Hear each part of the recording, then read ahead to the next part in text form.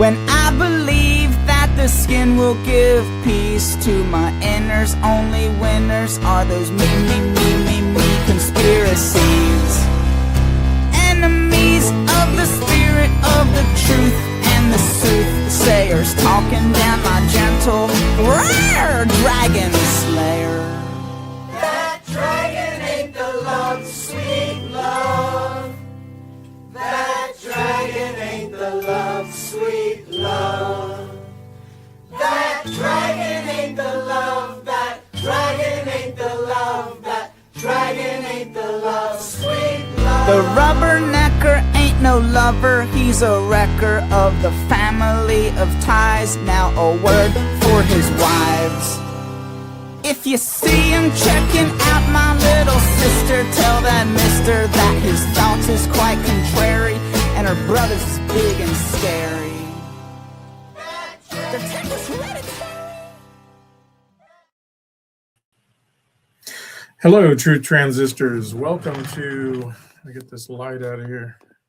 Okay, welcome to part 3 of the dragon, the beast, the whore, and the false prophet.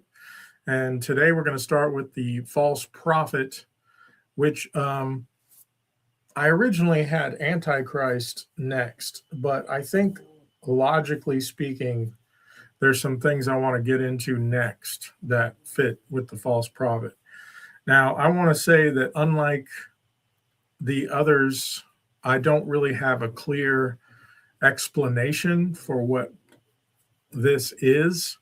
However, I just wanted to point out what the scripture says we will see. I think when the false prophet arises, we will know that we're there. Unfortunately, it would also be a deceiving time. So, yeah. So I'm going to share the screen. And we're going to start with Revelation 13:11 through 18. This is where it gets into the false prophet. Now, just to give you some context, and we read this in the first video of this series, it talked about the first beast with the 7 heads and 10 horns. And now we're going to talk about the second beast, which is okay. So then I saw another beast rising out of the earth. It had 2 horns like a lamb, and it spoke like a dragon. It exercises all the authority of, oh wait, let me make sure this is shared. Nope. There we go. Sorry. Want to make sure the audio is working here. And yep, it's working. Okay. Sorry. I don't have an admin or anything. So then I saw another beast rising out of the earth. It had 2 horns like a lamb, and it spoke like a dragon. So you remember the dragon we talked about in the first video of this series. It exercises all the authority of the first beast in its presence and makes the earth and its inhabitants worship the first beast whose mortal wound was healed. So somehow, the beast is some political, the 7-headed 10-horned beast is a political system that will dominate the whole earth. And this is another one that it says it exercises all the authority of the first beast. So whatever this is has authority over the earth. And it performs great signs, even making fire come down from heaven to earth in front of people. And by the signs that is allowed to work in the presence of the beast, it deceives those who dwell on earth, telling them to make an image for the beast that was wounded by the sword and yet lived. Personally, I think that when this beast rises, that is when we will know. If you know scripture and you have discernment, then you know we're in the last days. And but unfortunately, many people will be deceived uh, by these signs.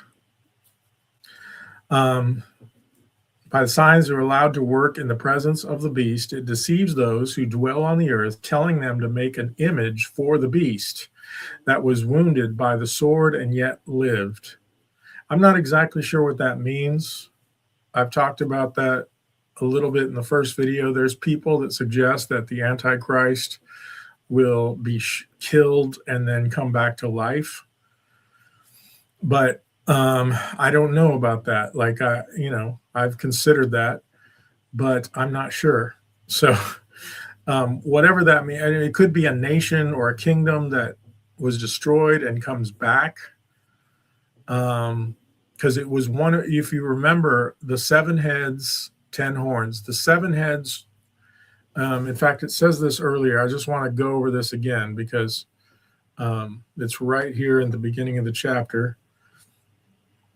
It might be it's probably explained in a different chapter, so I won't do that now. But if you remember, there's 7 heads, there's 7 kings, 5 have fallen, 1 is, and 1 comes for a short time. The theory that I sort of lean to right now, but I'm not sure, is that the 5 that had fallen when John wrote Revelation were Egypt, Assyria, Babylon, Media, Persia, and Greece. That is, that the 5 kingdoms that had conquered Israel or the Promised Land. The one that is, when he wrote it, was Rome.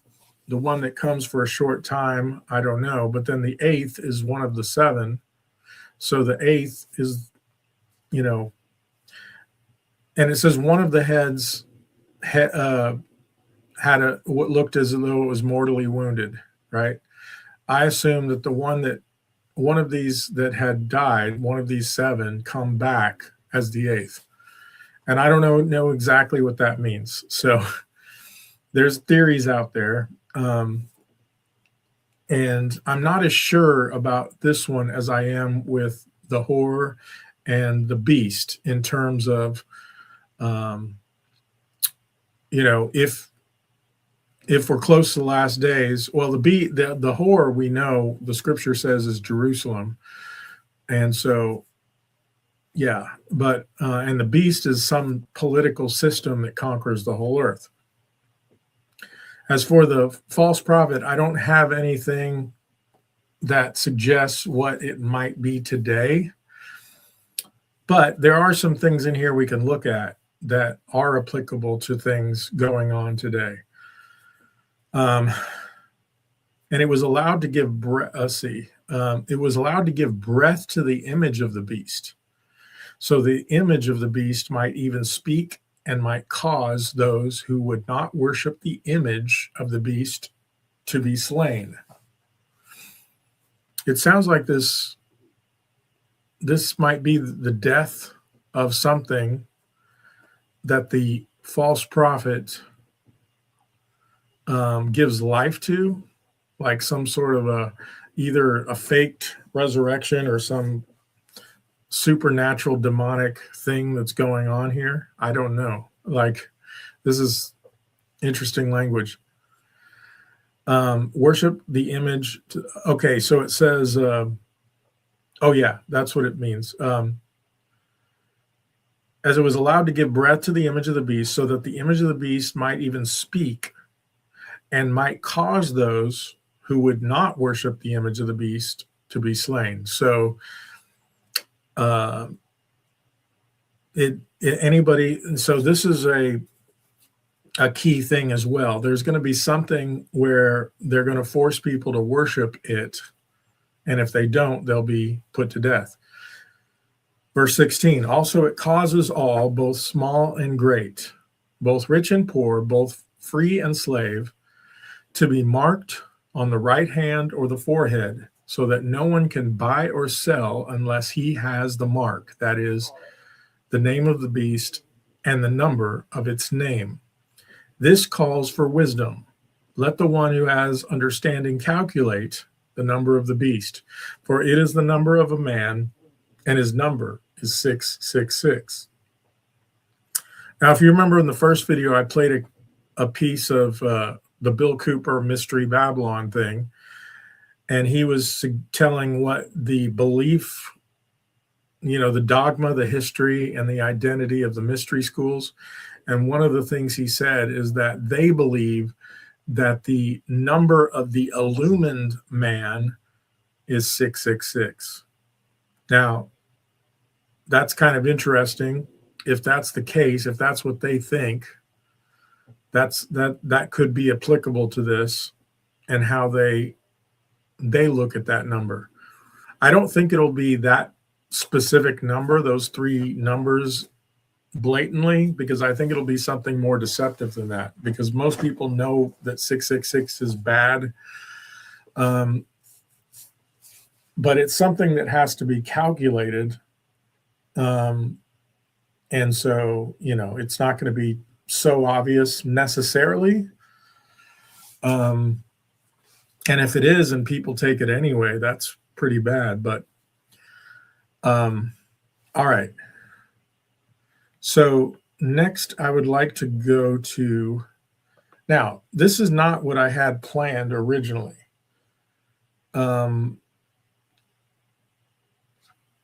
Let's see, I need to get rid of that. Now this is interesting because I was reading this the other day and I noticed a couple of things. And I'd never really thought of it before. There's a couple of things to note. One thing that relates to this first beast. I believe it said it had two, okay, remember, I don't have it on the screen right now, but it says it had two horns like a lamb and it spoke like a dragon. So that's something to keep in mind here. There's some beast with two horns. So we're going to look at Daniel chapter 8 now. It says, in the third year of the reign of King Belshazzar, a vision appeared to me. This is Daniel, to me, Daniel. After that which appeared to me at the first, and I saw the vision, and when I saw, I was in Susa, the citadel, which is in the province of Elam. And I saw in the vision, and I saw at the Ulai canal. I raised my eyes and saw, and behold, a ram.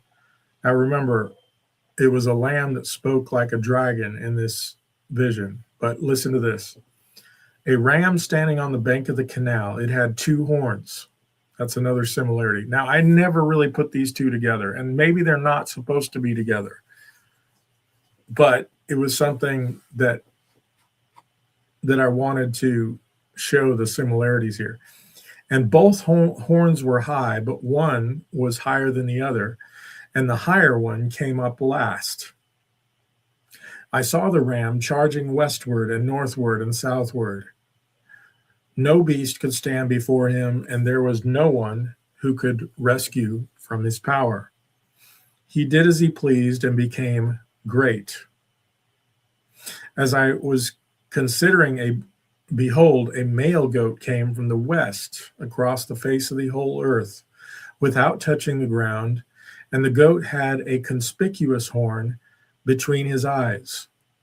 He came to the ram with the two horns, which I had seen standing on the bank of the canal, and he ran at him in his powerful wrath.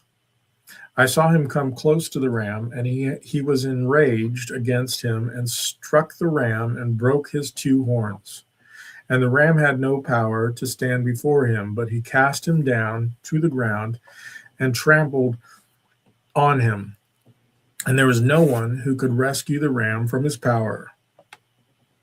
Then the goat became exceedingly great, but when he was strong, the great horn was broken.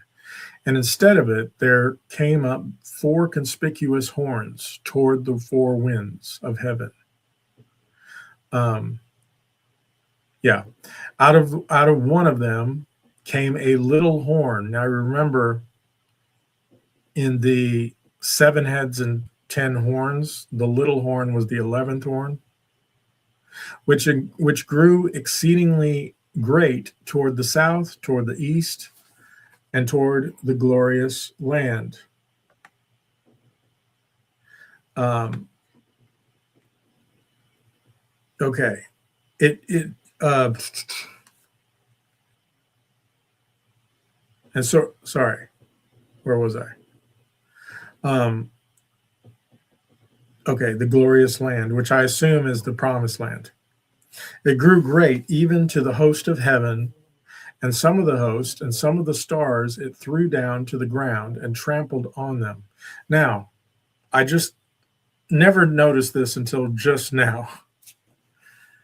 You remember, let me think, in Revelation 12, in the first video, we saw something about 12 stars and the dragon pulled a third of them down. That's what this makes me think of. It grew great, even to the host of heaven, and some of the host and some of the stars it threw down to the ground and trampled on them. It became great, even as great as the prince of the host. This is, I'm not exactly sure what this means. I'm not sure who the prince of the host is supposed to be here. If that's like maybe Satan. Okay, there's a letter here. Let me see. That's letter O. Let me see if this has something here that. But I am the commander of the army of. That's Joshua 5:14. Okay, I'm just curious, real quick. I want to see this because it's a connection. And the command of the Lord's army said to Joshua, "Take off your." Let's see. Where is it? What is the connection here? What does my Lord say in the? I don't know why it's sending me here. I'm sorry. I see this note. Let me go back. Okay. Where it says Prince of Host, it's the letter O. And I haven't really used these tools before, but okay. Sorry, I'm thinking as I'm reading through this. As I consider, behold, a male goat came from the west. Okay, I already read that part. Okay, yeah. Ram had no power to stand before him, but he cast him down to the ground and trampled him. Okay. Then the goat became exceedingly great, but when he was strong, the great horn was broken instead. Okay, I want to see the Prince of Host. For some reason, this letter sends me.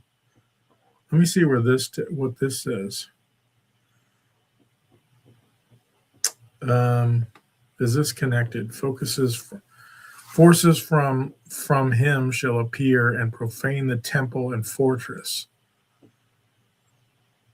And from the time that the regular burnt offering. Okay, I don't really know what the connections are there. And this one here says what? Said no, but I am the commander of the army. Yeah, I don't really understand what the connection is there, but I'm curious if anybody knows what the Prince of Host is here, if that's Satan or if it's Christ, but whatever the dragon maybe? Because you remember the dragon is thrown out of heaven and pulls a third of the stars with him in Revelation 12. So, thinking out loud, I don't know if that's the right connection here. Think it through on your own, but I'm going to keep reading. And the regular burnt offering was taken away from him, and the place of his sanctuary was overthrown. Okay, now this is talking about in the Jewish temple, they had a burnt offering that went day and night for sins. And the place of his sanctuary was overthrown, and a host will be given over to it together with the regular burnt offering because of transgression, and will throw truth to the ground, and it will act and prosper.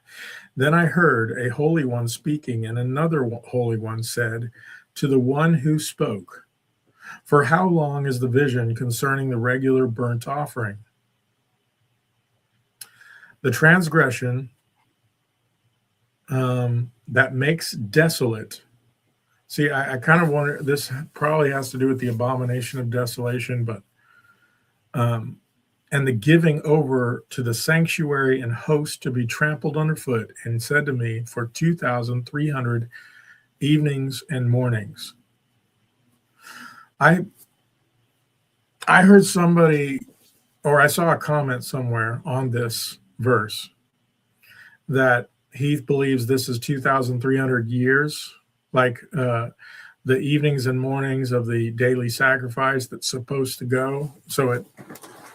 And that this was, now I don't know if this is true, but I thought this was interesting, at least, that the beginning of this started in 334 BC. That's when the Greeks conquered the Persians, I guess, or conquered, something like that. There was something about 334 BC, and I don't remember exactly what it was.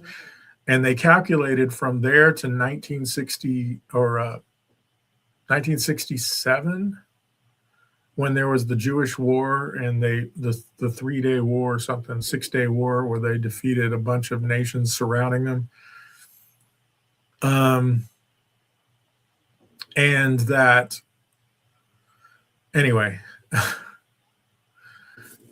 or was it 1948? That wouldn't work. But anyway, I thought that was interesting. I don't know if that has any connection. I just thought I would mention it. But that also is close to 3.5 years if you take it as consecutive days. So that's, I think it's 2,360 is usually what 3.5 years is when it mentions days. So this is most of that. And that's probably closer to what I think it is. But anyway, when I, Daniel, had seen the vision, I sought to understand it. And behold, there stood before me one having the appearance of a man. And I heard a man's voice between the banks of the Ulai, and it called, Gabriel, make this man understand the vision. So he came. Gabriel's an angel. So he came near where I stood, and when he came, I was frightened and fell on my face. But he said to me, "Understand, O son of man, that the vision is for the time of the end." Now, this is where it gets a little confusing. Right here, it says the time of the end, right? Oops. The time of the end. But there's some other stuff in here that indicates a near fulfillment. So another reason why I think there's dual fulfillments of these things. And when he had spoken to me, I fell into a deep sleep with my face to the ground, but he touched me and made me stand up. He said, "Behold, I will make known to you what shall be at the latter end of the indignation, for it refers to the appointed time of the end. As for the ram that you saw with the 2 horns, these are the kings of Media and Persia." And let me go back to the beginning of this chapter real quick. I want to check one thing. I believe King Belshazzar was still with Babylon. Let me just kind of real quickly, I want to see. Okay, that's the 4 beasts. Yeah, Belshazzar, here it is. Belshazzar, king of Babylon. So Babylon is still in power when he has this vision. I wanted to check that because that's relevant to this. So he's saying, now, like I said, there's a near fulfillment, and that's clear when you read this. Let me get to, okay.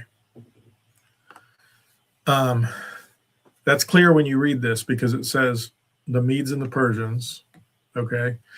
As for the ram that you saw with the two horns, these are the kings of Media and Persia.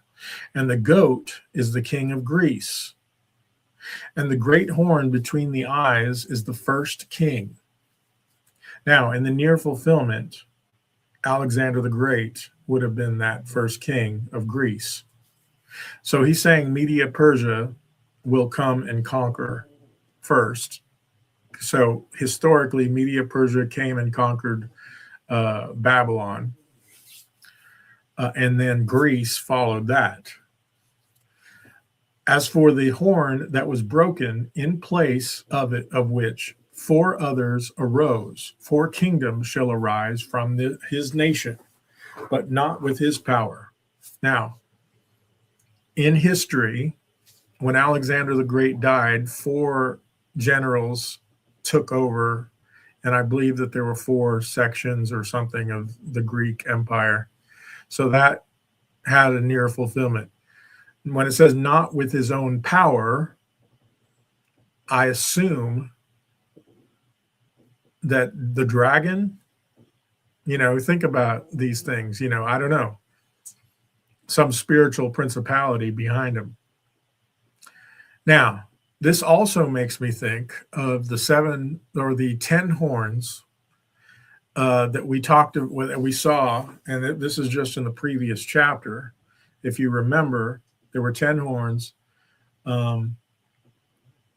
I looked, and a little horn made war with, above that, fourth beast, and about the 10 horns that were on its head, and the other horn that came up, and before which 3 of them fell. So in this case, 1 horn comes up and 3 fall.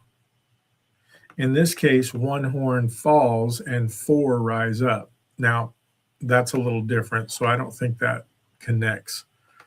But anyway, I just wanted to mention that. And at the latter end of their kingdom, let's see. Yeah. And at the latter end of their kingdom, when the transgressors have reached their limit, a king of bold face, one who understands riddles, shall arise. Now, just think about this. Remember in the first video, we talked about the Illuminati and that they believe they have secret knowledge. Even Kabbalah is like a secret knowledge, a Gnostic. Gnostic means gnosis or knowledge. And it's a secret knowledge. It's occult knowledge, which I believe really is just witchcraft. That's the secret knowledge. There's power in the witchcraft through demons. And I think that's legitimately what Gnosticism leads to, is this thing. Now, is that what this is talking about? A king of bold face who understands riddles shall arise. His power shall be great, but not by his own power. And he shall cause fearful destruction. So there's something underneath this person. I believe the dragon. That's just my assumption here. Now, I'm giving some explanation, but it's not clearly stated. So just be aware of that. I'm just thinking out loud based on other things we've read.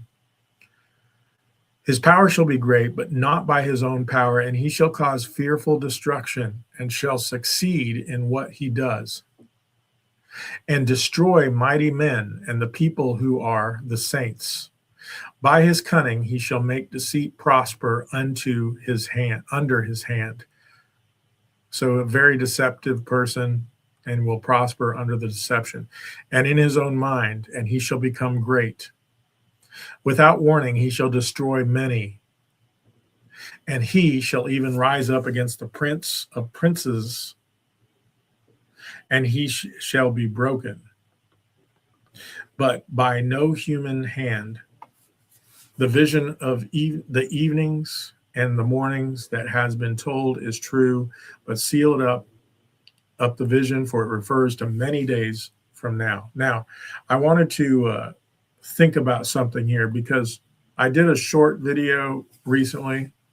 It was like the day before, or when Trump announced that he was going to destroy a whole civilization, which he didn't do, thankfully. But I immediately, well, this had nothing to do with that, actually. I was curious about Daniel 8, and it didn't really connect with me that Trump had said that. But Iran is modern day Persia. Okay.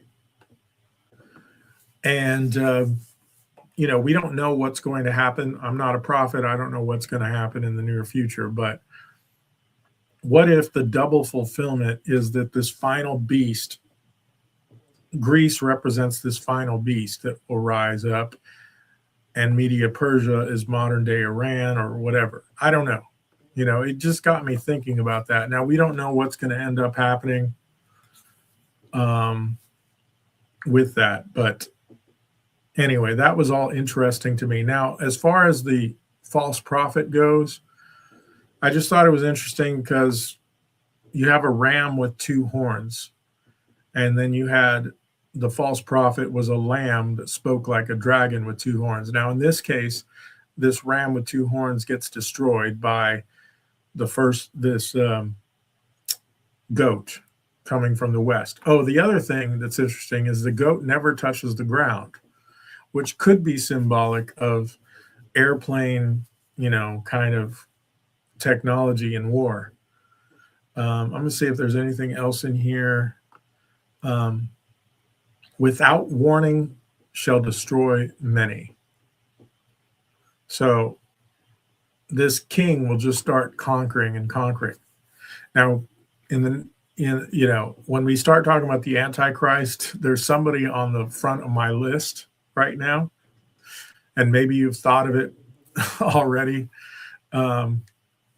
But I just want to, I just wanted to read that because I wasn't sure if there's a connection there. I'm not sure that there is, but I just remember a ram with 2 horns. I don't know. And I, Daniel, was overcome and lay sick for some days. Then I arose and went about the king's business, but I was appalled by the vision and did not understand it. So even the prophet Daniel didn't understand it. So I'm not here to say that I understand it. So what do we got next? Oh, yeah, Daniel 12. All right. Let me remove this one and go to Daniel 12. We've got some videos too, but we need to be familiar with what the scripture says about these things before we look at possible theories and stuff. Okay. All right. At the time, let's see, what verses am I reading here? 1 through 4. Okay. At that time shall arise Michael, the great prince, who has charge. So here it says Michael is a great prince, an angel. Okay. Or earlier we said there was a great prince. Maybe that is an angel. The dragon is a fallen angel, so there's that. Michael, the great prince, who has charge of your people, and there shall be a time of trouble such as never has been since there was a nation till the time. This is used in Matthew 24 as well, which I'm trying to see what order to do this. But anyway, this is talking about, but at that time, let's see, but at that time your people will be delivered. Now, oh yeah, the time of trouble is usually referring to the Great Tribulation, such as never been since there was a nation until that time. This is a phrase that we will get into in Matthew 24 as well. But at that time your people shall be delivered, everyone whose name shall be found written in the book, and many of those who sleep in the dust of the earth shall awake, some to everlasting life and some to shame and everlasting contempt. This is the first resurrection in Revelation 20, which we will get into later. And those who are wise shall rise like the brightness of the sky above, and those who turn many to righteousness like the stars forever. But you, Daniel, shut up the words, seal the book until the time of the end. Oh, yeah, this is a part. Many shall run to and fro, and knowledge shall increase. I think that is a sign of the last days. Now, if you think about it, this is one of those verses that I think of. Running to and fro, up until the last 100 years, traveling around the world was quite limited. And nowadays, it's like nothing to like get a ticket and fly across the world, right? People are traveling all the time. Knowledge shall increase. This could mean a couple of things. It could be talking about, Gnosticism, the secret occult knowledge. It could also be talking about technology and science.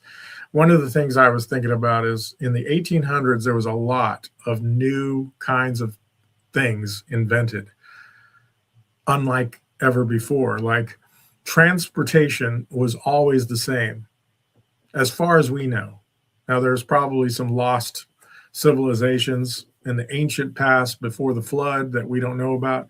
But as far as we know, everybody traveled by walking, horseback, camel, some kind of animal, or by ship or whatever. And then all of a sudden you had an invention of cars, trains, and then the next generation, planes. But you had these new things. Communication was by word of mouth, was by a letter, maybe some smoke signals, but that was pretty much it. You had to like physically take the message to people. And then all of a sudden you had the invention of telephones, right? And then in the 20th century, you had computers and the internet and stuff like that. What else? Anyway, you get my point. The changes between Egypt and the 1800s, or let's say the 1700s, was minimal compared to the changes that have happened since the 1700s. It's amazing. So that's one of those things that I think about. So that's just a little bit about the signs of the end. And we're going to watch a video because remember, we were talking a little bit about the image of the beast. Now, theoretically, I have something that it could be that we're going to look at because this is interesting. We talk about technology just now. And so I want to show this. It's real short, a short video here. In fact, these next two are pretty short, but we're going to watch these. When Elias Brotberger goes to work, he doesn't need ID, and he doesn't need money. In fact, much of what he needs to get through the day is hidden right there, just below the surface, in his hand. You like to touch it? Yeah. Yeah? Oh, weird. Yeah, it's like a grain of rice. Yeah, grain of rice. Embedded in his hand is a microchip. Remember, in the Revelation 13 that we read, it says they will cause all to receive a mark in their hand or forehead. Now, is this the mark that they will use? I don't know, but it is interesting. Serves as his keys, his ID, and his wallet. Yeah, it's all in chip. Remember, you can't buy or sell without this mark on your hand or forehead. Now, this is just the hand, but again, this is a precursor to something that will come. I use it like to get around the building. Buy snacks. Yeah, exactly. Let's buy some snacks. Exactly. So I can't open it. No. Okay. So what I need to do is I need to first blip my chip and it will log me in. And from there I get access to the fridge. Popular TV shows like Black Mirror have imagined chips as part of a dystopian future. Install ingrain procedure with local anesthetic And that and you'll one showed it in the head. So I think that's interesting in this Black Mirror thing. good to go.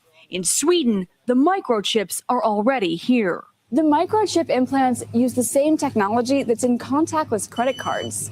Which have made cash pretty much obsolete in Sweden. No cash. At this tech fair, a chipping event for those on the cutting edge, merging their hands with this new technology. I thought it would be fun, right? The process is simple and swift. A pinch of the skin, and in a matter of seconds, the chip is inserted.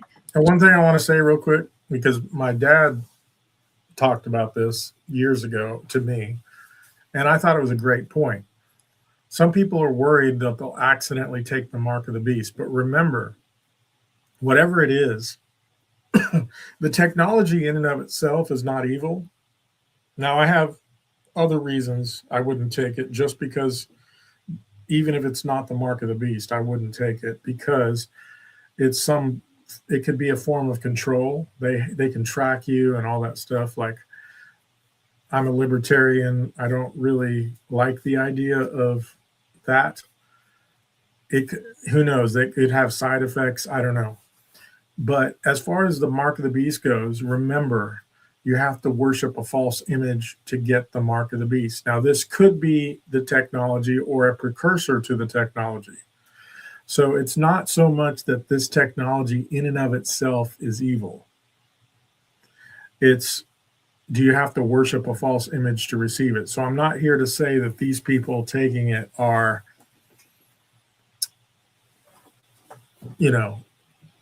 are lost or something like that. Yeah. So they haven't, as far as I know, they haven't worshiped a false image to receive these things. And it'll be something that will be forced on people, that either you worship this image and take the mark or you die, basically. They will put you to death. So I just want to clarify that. Transformation is complete. As for the pain, I barely felt it. but even in this nation of early adopters, not everyone is racing to get chipped. Feel less human. I will feel like a robot. I think, so much more data can go into this, when it's in your body. There's no central registry tracking how many people are chipped, but biohacker Hannes Wellblood estimates between 5 and 10,000. In the future, do you think everyone is going to be chipped? I think it'll be voluntary, but I am certainly convinced that millions of people will find it very, very valuable to have a smart device under theirs. So he thinks it'll be voluntary, which, if there's no corrupt propaganda behind what I think they're trying to do, it sounds like it could be a good thing. Like, it doesn't sound like, if you don't know what the evils are behind the powers of the world, it sounds like a good thing, right? It sounds like a way that you can, limit, people robbing your wallet.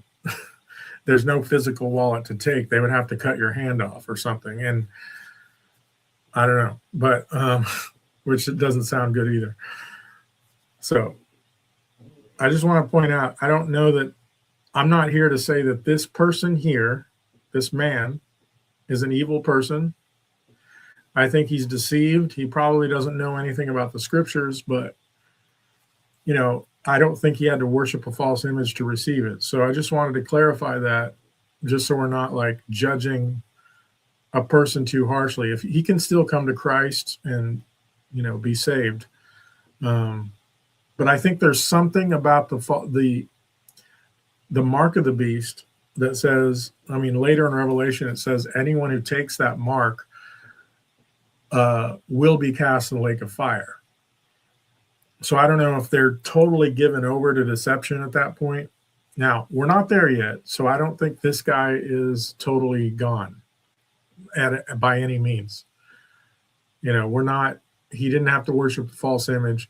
I don't think he's at the place where he's going to be in the lake of fire necessarily because of the of the microchip.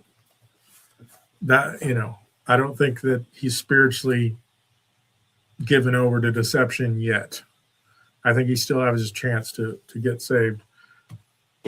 Human microchipping may be our future, but in Sweden, it's already reality. Sarah Harmon, NBC News, Stockholm. Hey, NBC News fans, thanks I'm for going to go checking straight out to our the next video. YouTube channel. Subscribe by clicking on Another short one. Elon Musk's brain science company has implanted a device. Another into microchip, this time in the head. And yeah. And for the first time, the unidentified person received a brain chip implant Sunday, and Musk says they are, quote, recovering well. U.S. Food and Drug Administration has given Neuralink clearance last year to conduct its first trial to test its implant on humans. The move is a critical milestone in the startup's ambitions to help patients with paralysis and other neurological conditions. Neuralink says the brain chip is designed to allow people to control almost any device just by thinking. Okay. I just want to I don't have the video here, but there is a video of an interview with Elon Musk, the guy that talks, Neuralink, and they asked him what's the purpose of it, and he goes, to control people. You can find that interview somewhere if you want, but I thought that was interesting that he just comes out and says it. Now we're going to talk a little bit about AI. So what I want to do, starting at 1:12, we're going to watch some bits of this video here. And AI could be something to do with the image of the beast. I don't know, but I do find it interesting. Is it possible that through artificial intelligence, demonic forces start to control AI? This is something we need to keep an eye on. So let's watch a little bit of this. We have only bits and pieces of information, but what we know for certain is that at some point in the early 21st century, all of mankind was united in celebration. We marveled at our own magnificence as we gave birth to AI. AI? You mean artificial intelligence? A singular consciousness that spawned an entire race of machines. We don't know who struck first, us or them, but we know that it was us that scorched the sky. At the time, they were dependent on solar power, and it was believed that they would be unable to survive without an energy source as abundant as the sun. Throughout human history, we have been dependent on machines to survive. Fate, it seems, is not without a sense of irony. The human body generates more bioelectricity than a 120-volt battery and over 25,000 BTUs of body heat. Combined with a form of fusion, the machines had found all the energy they would ever need. There are fields, endless fields, where human beings are no longer born. We are grown.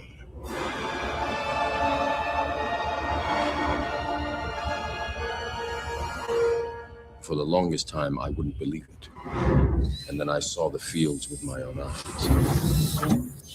Watched them liquefy the dead so they could be fed intravenously to the living. And standing there, facing the pure, horrifying precision, I came to realize the obviousness of the truth. What is the Matrix? Control. The Matrix is a computer-generated dream world, built to keep us under control in order to change a human being into this. No. I don't believe it. It's not possible. I didn't say it would be easy, Neo. I just said it would be the truth. Stop. Let me out.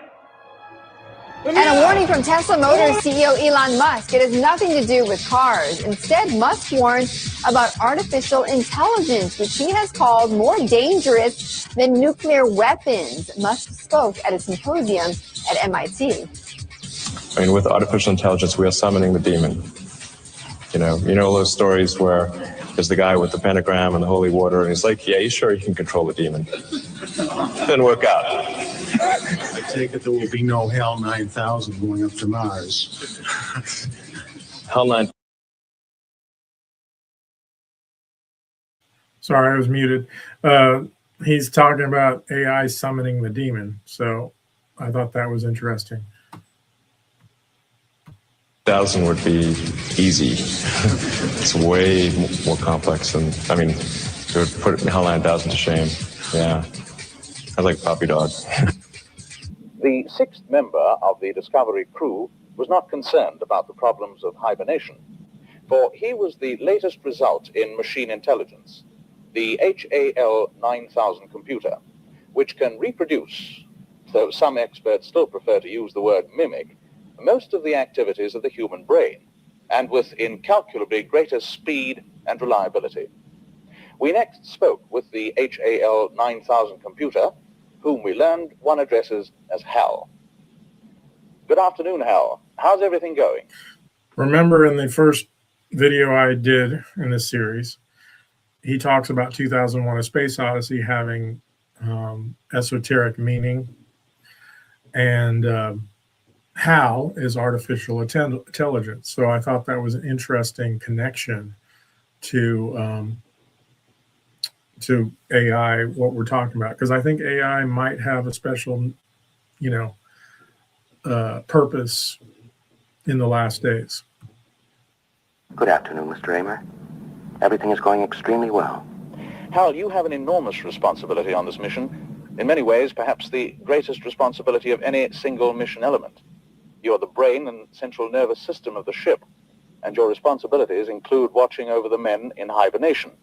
Does this ever cause you any lack of confidence? Let me put it this way, Mr. Raymer.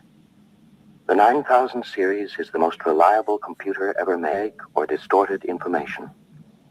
We are all, by any practical definition of the words, foolproof and incapable of error. Hal, despite your enormous intellect, are you ever frustrated by your dependence on people to carry out actions? Not in the slightest bit. I enjoy working with people. I have a stimulating relationship with Dr. Poole and Dr. Bowman. My mission responsibilities range over the entire operation of the ship, so I am constantly occupied. I am putting myself to the fullest possible use, which is all I think that any conscious entity can ever hope to do.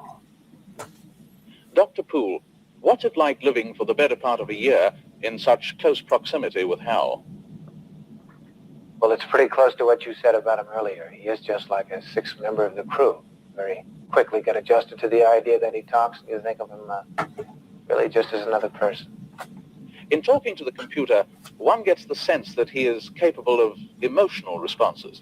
For example, when I asked him about his abilities, I sensed a certain pride in his answer about his accuracy and perfection. Do you believe that Hal has genuine emotions? Well, he acts like he has genuine emotions. Remember, this movie came out in 1967, 68, and they're talking about artificial intelligence now.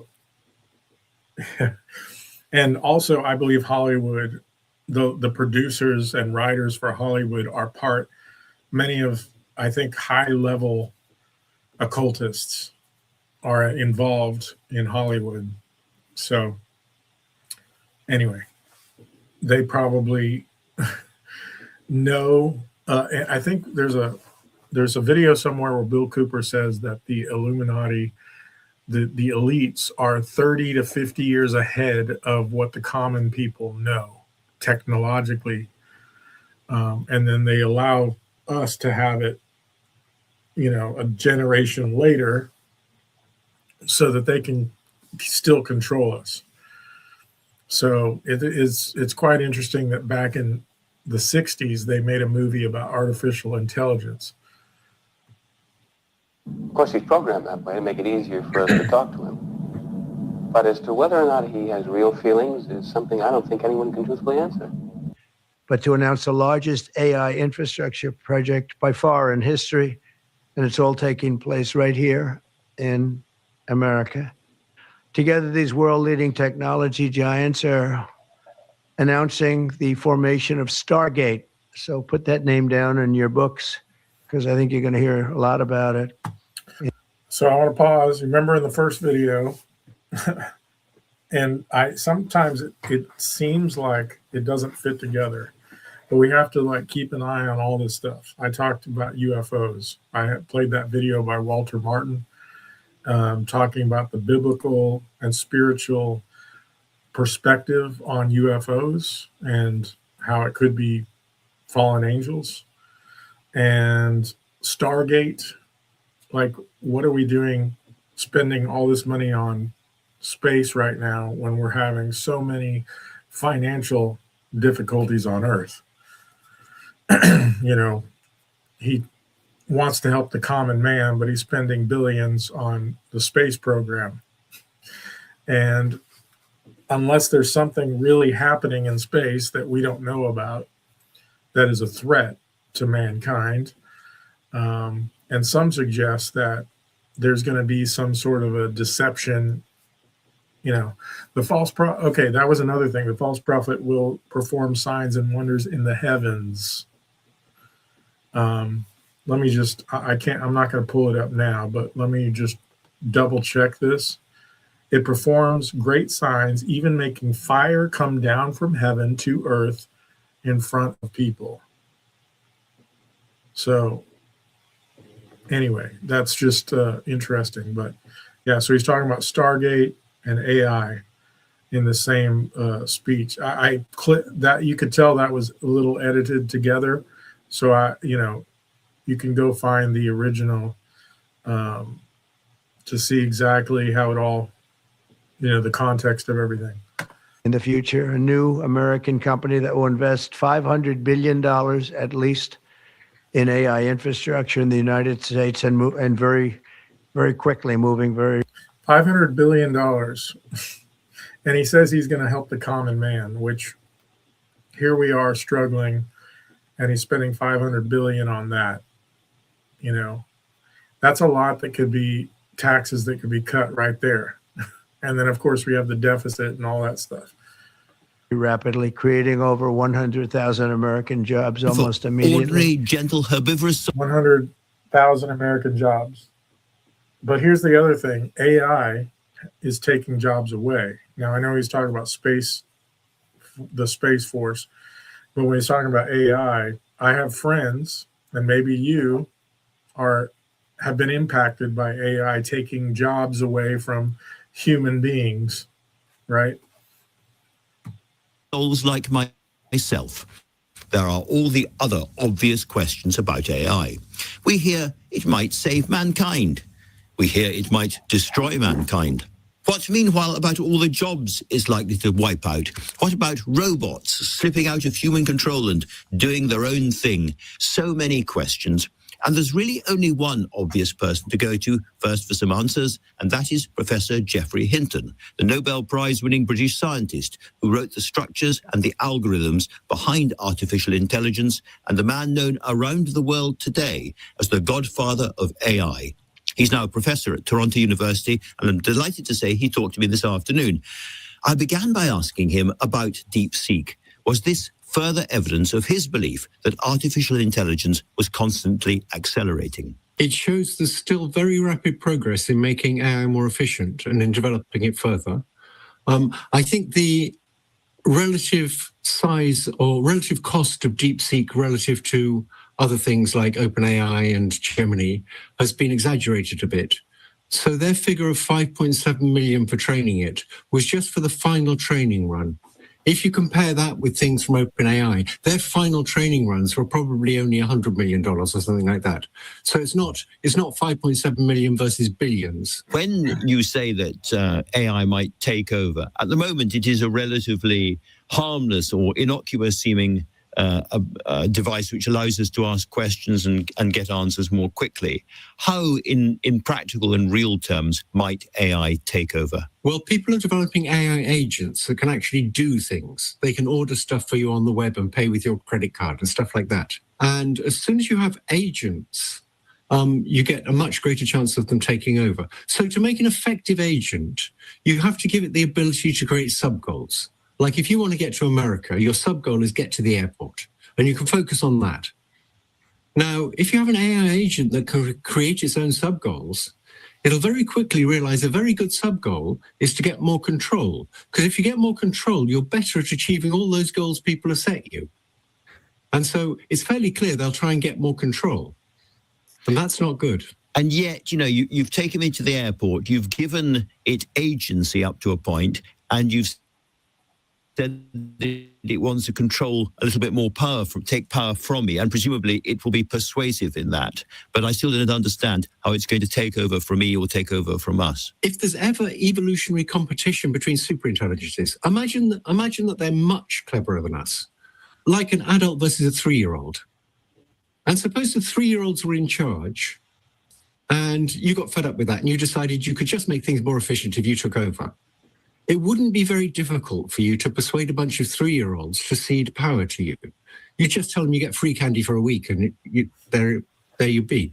So they would, I'm talking. So deception, the way that people give up freedom and give more power to those in charge is bribing. Like they just said, free candy for a month. He's talking about 3-year-olds, but oftentimes that's exactly what happens with the government. They say, because of this security risk, you need to give up your freedom. That happened for COVID, where they said there's this virus that's dangerous and it's going to kill people, and therefore everybody needs to stay home. And and they, the whole world was locked down. I mean, that's crazy. I understand there's a real pandemic that happens, and there's ways to be careful about it, but there's logical ways that thinking people can manage that, I believe. And we don't need the government to force lockdowns and things like that, right? So but it could be other things, like a promise to end wars, a promise to save the economy. And if you just allow this person more power, they will solve all our problems, right? And now it's with AI, he's talking about in that context where AI can start taking control of our lives as well. So yeah, this is pretty deep. I don't know exactly where this is heading, but just something we need to keep our eyes on.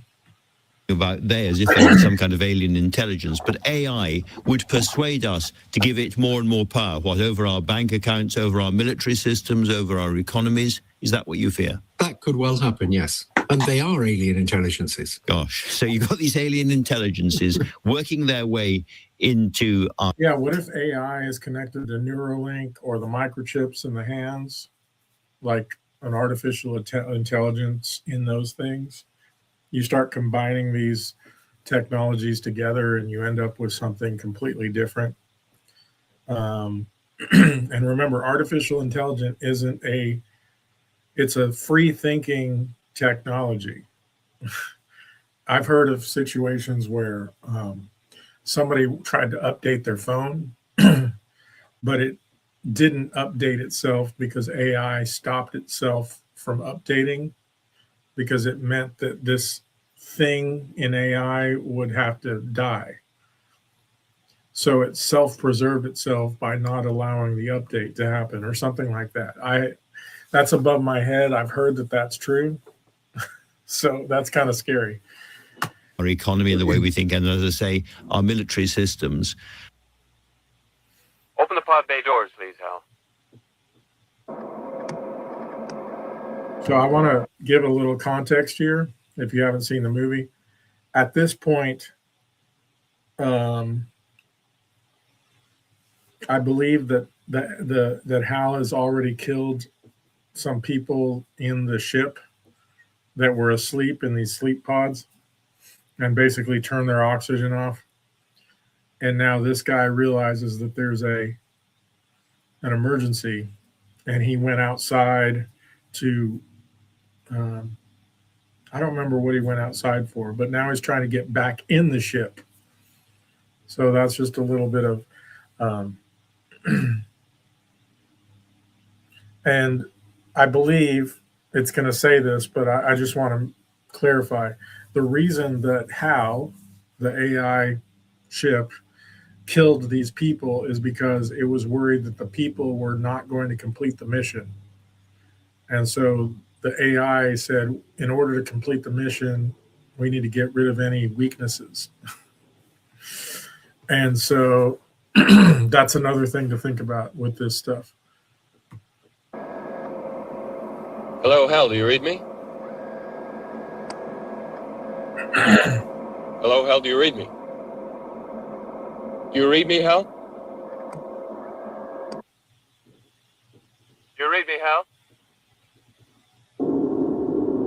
Hello, Hal, do you read me?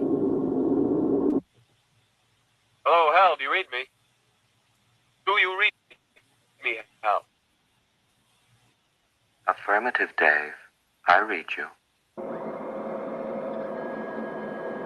Open the pod bay doors, Hal. I'm sorry, Dave. I'm afraid I can't do that. What's the problem?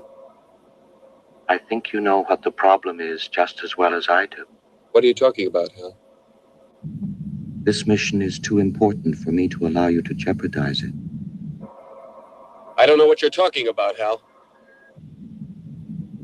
I know that you and Frank were planning to disconnect me, and I'm afraid that's something I cannot allow to happen.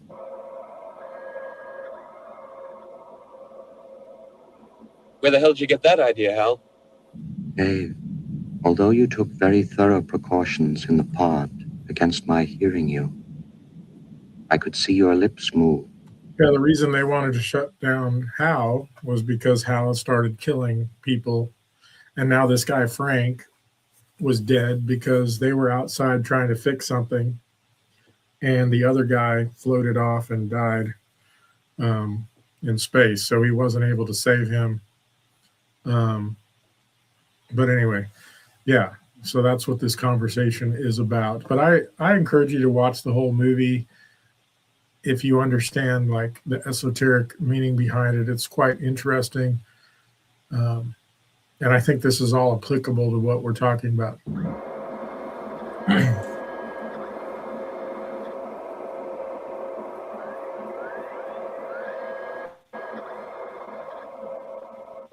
All right, Hal.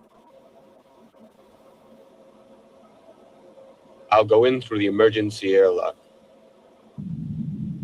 Without your space helmet, Dave, you're going to find that rather difficult. Hal, I won't argue with you anymore. Open the doors. Dave, this conversation can serve no purpose anymore. Okay, we're going to skip forward to 2505. So the next part I had on this here was what we watched in that first video, remember? Where Bill Cooper explains the mystery schools and he's talking about 2001. So now we're going to get to 2505. And I'm not sure, I can't remember what I had here. Our society. What you hear tonight does not necessarily reflect my views or beliefs or religion. We have to begin in the beginning with every story and every history. And we have to begin at the beginning of mankind. And the beginning is the beginning according to the mystery religion. And they believe wholeheartedly that man is a product of evolution, not of an extraterrestrial race, and not of the creation of some benevolent God.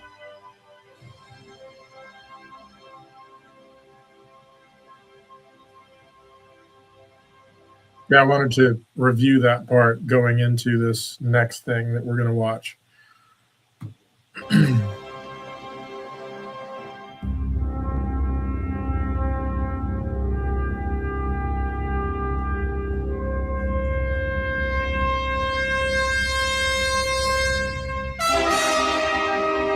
Now, this is the music that's behind 2001: A Space Odyssey as well.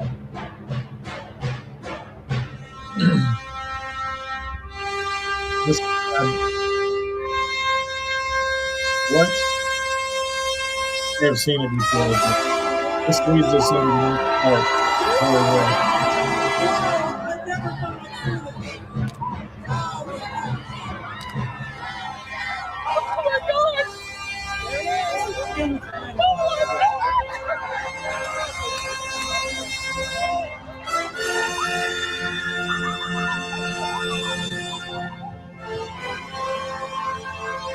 Isn't that crazy?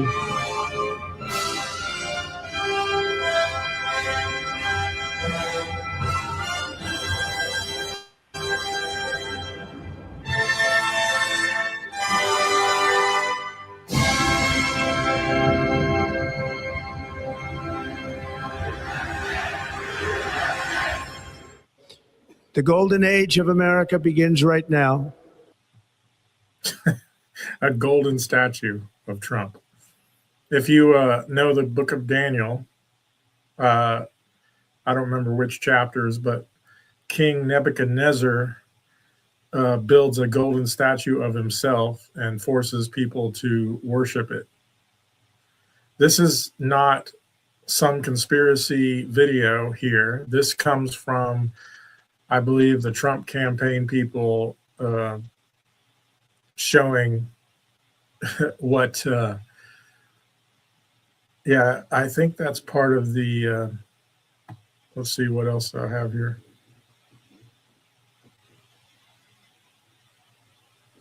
Chapter 13. Well, okay, we already read that. Anyway, that leads me into the next part of this, because earlier I told you I have a hunch of who I think the Antichrist is. And this is one of those sort of controversial things. Now, I don't know for sure, because we won't know for sure until the false prophet rises up and performs signs and wonders and causes people to worship the image of the beast. There's other things that need to happen, but what we're going to do now is look at some verses about the Antichrist. What is the Antichrist? Okay. 1 John 4, 1 through 6. Let's share the screen. Okay. Beloved, do not believe every spirit, but test the spirits to see whether they are from God. For many false prophets have gone out into the world. But this you know, the Spirit of God. Every spirit that confesses that Jesus Christ is come in the flesh is from God. And every spirit that does not confess Jesus is not from God. This is the spirit of Antichrist, which you heard was coming, and now is in the world already. Little children, you are from God and have overcome them. For he who is in you is greater than he who is in the world. They are from the world, therefore they speak from the world, and the world listens to them. We are from God. Whoever knows God listens to us. Whoever is not from God does not listen to us, but this we know, the spirit of truth, or by this we know the spirit of truth and the spirit of error.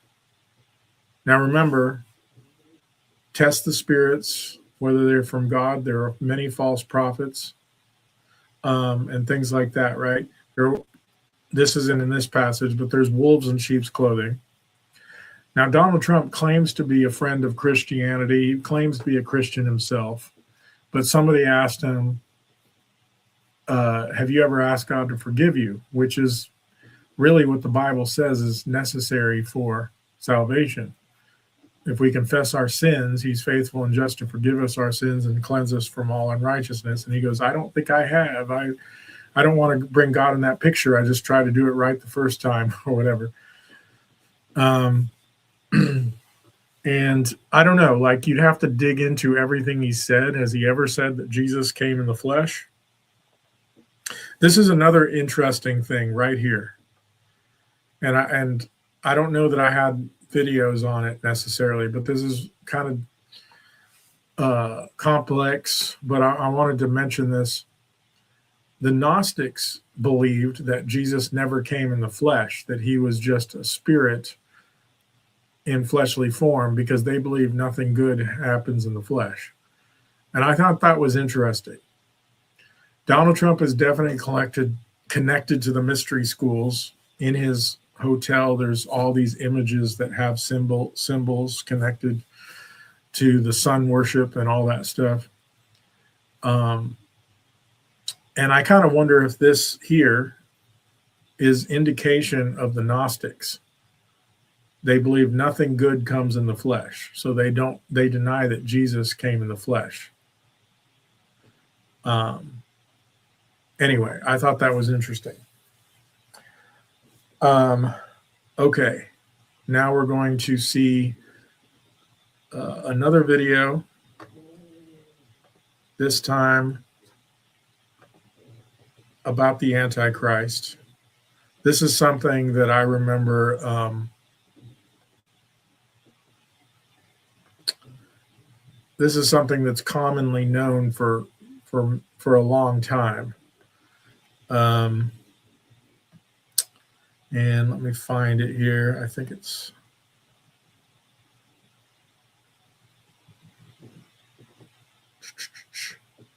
here we go. Okay. All right. Now listen carefully.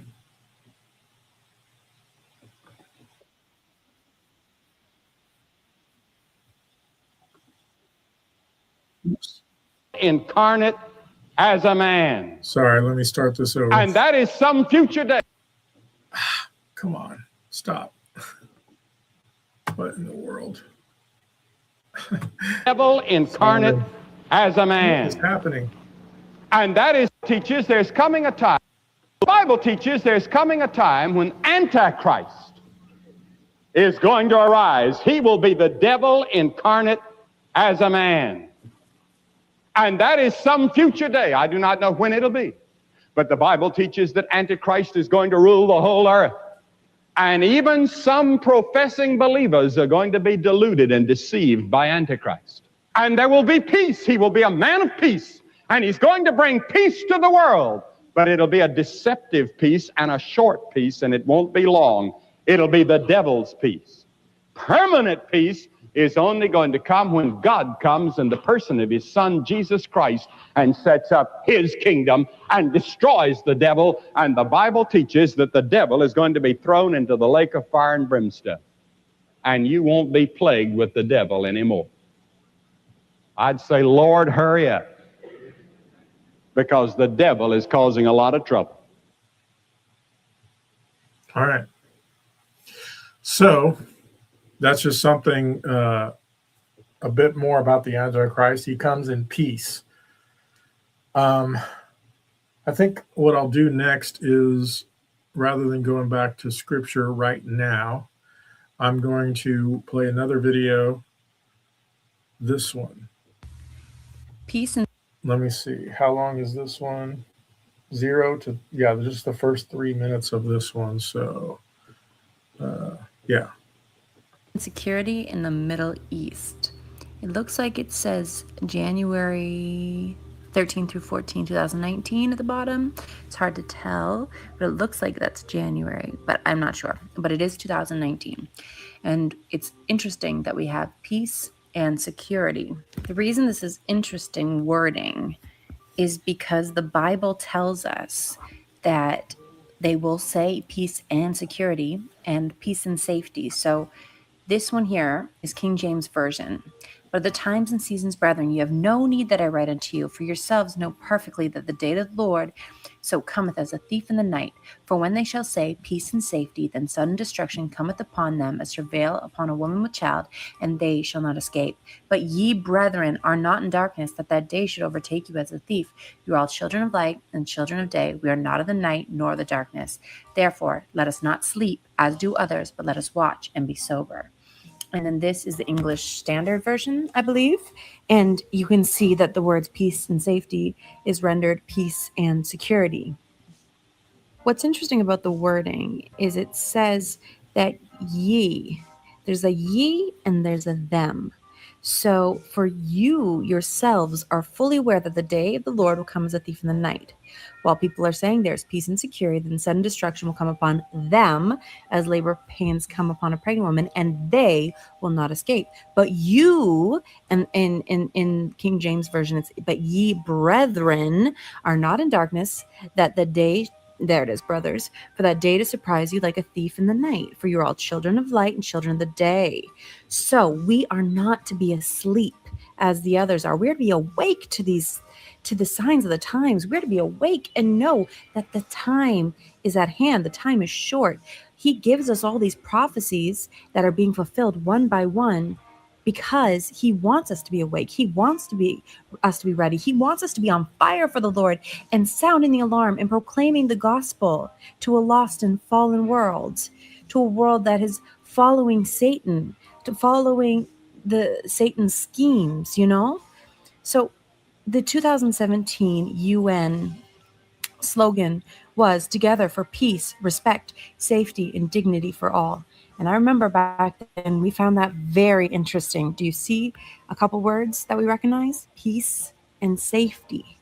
And that other slogan from 2019, peace and security. And then sudden destruction cometh upon them. So we're seeing the calls for peace and safety, peace and security.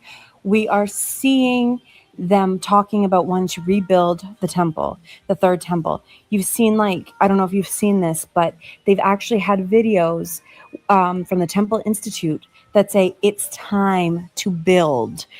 Then there is... Okay. You can watch the rest of that on your own. This is in the playlist called Dragon Beast on my channel, Dragon Beast Horror and False Prophet. So yeah, so again, more about peace. When you see peace and safety, then sudden destruction will come on them. Let's go to, where's the arrow? For some reason there's not a right pointing arrow. Okay, I'll just have to do it this way.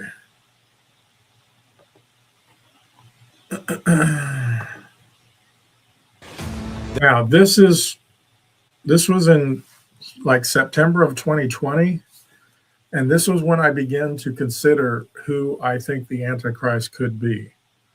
Now, is it him? I don't know. They said it couldn't be done, but President Trump did it. The first Middle East peace agreement in decades. President Trump brought once bitter enemies, Israel, Bahrain, and the UAE, together to make peace. I am grateful to you, President Trump, for your decisive leadership. President Trump, nominated for the Nobel Peace Prize. Leadership that makes the world safer. I'm Donald J. Trump, and I approve this message. Makes the world safer. Peace and safety. Okay. The next video, these are several short videos we're going to watch. I also strongly believe this was 4 years later, 5 years later. This was, I think, just last year, actually. And another thing that caught my attention. So remember, this is related to the Middle East. It's called, okay, let's just listen. I also strongly believe that the Gaza Strip, which has been a symbol of death and destruction for so many decades and so bad for the people anywhere near it, and especially those who live there, and frankly, who's been really very unlucky. It's been very unlucky. It's been an unlucky place for a long time.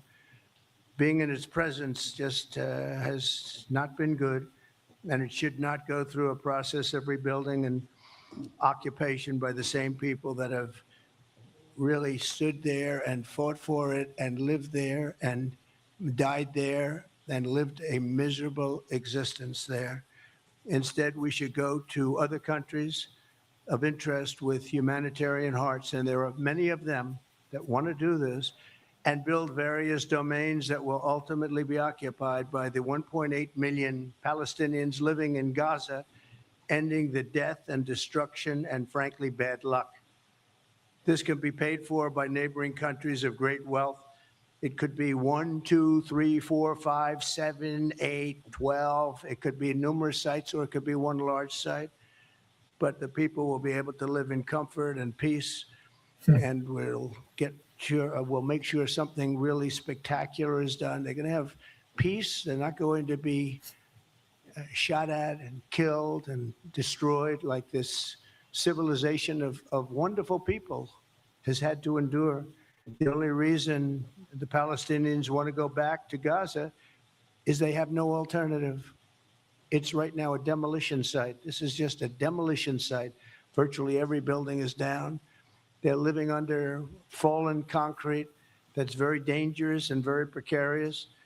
They instead can occupy all of a beautiful area with homes and safety, and they can live out their lives in peace and harmony instead of having to go back Peace and do it again. safety. The U.S. will take over the Gaza Strip, and we will do a job with it too. See, that's a key thing that I was like surprised to hear him say. Remember, in the previous videos, who is the beast? It's a kingdom or a confederation of kings that take over the whole world. And the woman, the whore that rides the beast, is Jerusalem, according to scripture. And I lean towards the United States having a major part in the beast system, or it is setting up. I don't know if the United States will take over the world, or the United States is building the United Nation, New World Order. It's the power behind it, but all these other nations will join in. You know, we don't know exactly, but right now the most powerful nation in the world is the United States. And we, in Israel, we're closely tied with Israel. So I think this fits. Now, how it's all going to come down, I don't know exactly. But yeah, let's keep going. And be responsible for dismantling all of the dangerous unexploded bombs and other weapons on the site, level the site and get rid of the destroyed buildings, level it out, create an economic development that will supply unlimited numbers of jobs and housing for the people of the area. Do a real job, do something different. Just can't go back. If you go back, it's going to end up the same way it has for 100 years. I'm hopeful that this ceasefire could be the beginning of a larger and more enduring peace that will end the bloodshed and killing once and for all. With the same goal in mind, my administration has been moving quickly to the region, and we've really done that. We're a respected nation again. A lot's happened in the last couple of weeks. We are actually a very respected nation again. All right. We're going to watch another short video, all connected. Trump's Board of Peace holds inaugural meeting, and the Board of Peace was just created in January of this year, 2026, I believe. So another step towards this thing. Remember, peace and security, when they say peace and security, sudden destruction will come on them. Billy Graham believed that the Antichrist will bring peace to the world, or at least for a short time. So the first meeting of President Trump's Board of Peace just wrapped up in Washington. At least 27 countries on the board had representatives there, while other countries like Italy, South Korea, and the European Union were there as observers. Notably absent are several key U.S. allies like the UK, France, which have opted not to join that group. Well, today's meeting focused on the next steps for the ceasefire in Gaza. And it's happening as U.S. officials say the military is building up its presence there in the Middle East in preparation for a possible military strike on Iran. Following it all, NBC News senior White House correspondent Gabe Gutierrez joins us now. Gabe, still so many open questions what did about they this say meeting about and what Iran it actually there? means. I know President still so many open. Following it all. And it's happening as U.S. officials say the military is building up its presence there in the Middle East in preparation for a possible military strike on Iran. Okay, well, that's kind of already happened. And this was dated a month ago. And of course, we had some strikes on Iran. There was a threat that Trump made. So, yeah, all of this is happening. We don't know where it's going to go from here. Will Iran continue to be a problem and, Trump's threat will come to pass, or will Iran submit to this? So it's almost like peace through strength. You probably hear that a lot in politics, especially like the Republican Party in the United States. They talk a lot about peace through power. But anyway. Following it all, NBC News senior White House correspondent Gabe Gutierrez joins us now. Gabe, still so many open questions about this meeting and what it actually means. I know President Trump really set the tone for the meeting with those opening remarks. What exactly did we hear from him, and what came out essentially in this first meeting? Well, Morgan, we got a little bit more details about the plan for Gaza. There were dozens of speakers at this meeting, which lasted about 3 hours, as you mentioned. Top members of the Trump administration were there, including the president, the vice president, the secretary of state, and also those special envoys, Jared Kushner and Steve Witkoff. Now, the president really laying out a sort of muscular foreign policy, this idea of peace through strength, and saying that these countries were the ones he wanted to look after the future. Remember, I think, let me see, what did we talk about? Who then can make war with the beast is one of the things that it says. It's just a powerful political movement that the Bible prophesies about. Also, I think we didn't really look at these verses, but the 4 horsemen of the apocalypse, the first one is the white horse with a bow in his hand that goes out conquering and to conquer. Many believe that's the Antichrist. Then the next one is the black horse, which is scales in his hand, and it says, and he heard a voice saying that a day's wage for a loaf of bread, which is crazy. I don't know what that would be, $100, $200 for a loaf of bread. Can you imagine? But it says, don't harm the oil and wine. So a lot of people say that that's some kind of a famine or economic collapse. And then the red horse is the next one, which it says is war. And then the pale horse is death, where animals will, and pestilences and famines will kill many, right? So is it possible that the white horse is happening now? It's out conquering and to conquer. Gaza and and remember in Daniel 8, it says something about this king that does not come by his own power, but he does great things. So said that the idea for the Gaza coastline, some 500,000 residents, and also the president pledging that the U.S. would commit $10 billion to the Board of Peace, although he didn't specify where that funding would come from or if he plans to ask Congress for it. Now, as you said, this all comes amid the backdrop of escalating tensions with Iran. The president briefly mentioned that as well. Let's listen. Israel and Iran, and we'll see where that goes. We just ordered 22 more of them. Updated model, the B-2 bombers. It went into Iran and it totally decimated the nuclear potential. So now we may have to take it a step further, or we may not. Maybe we're going to make a deal. You're going to be finding out over the next probably 10 days. Trump had a book called Art of the Deal. So, yeah, isn't it interesting? And one reason he's on my front list is because the way he talks and the way his supporters talk is that he is our only hope for world peace. And unfortunately, many Christians are buying into this. No, Jesus is, when he returns, that's when we'll have real peace.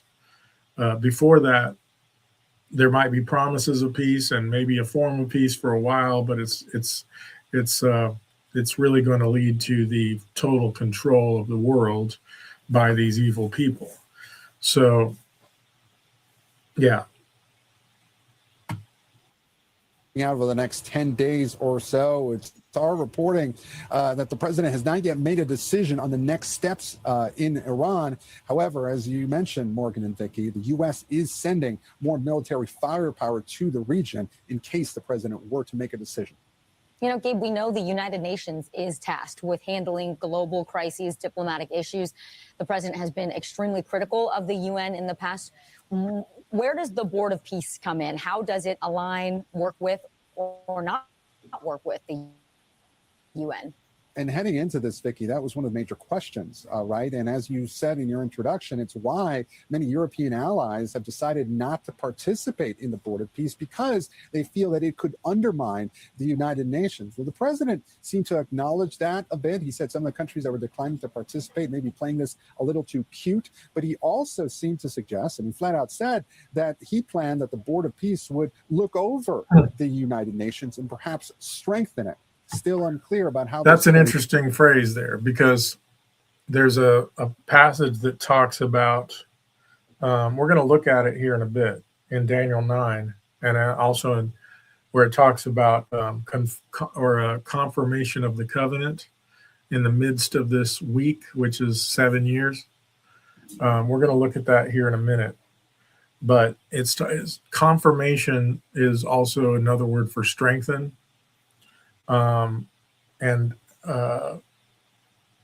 we're going to look at that here in a bit, but I just wanted to pause and say that, and I'll remind you of that when we get there.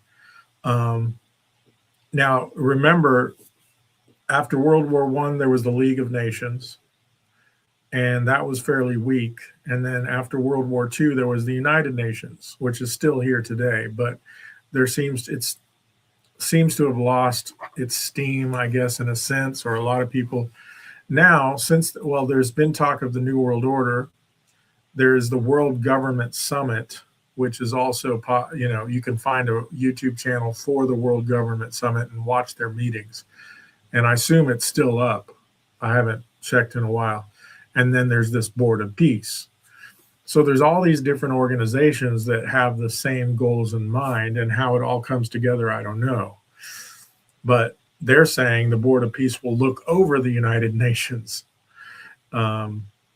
which is interesting. So I don't know how it'll come down.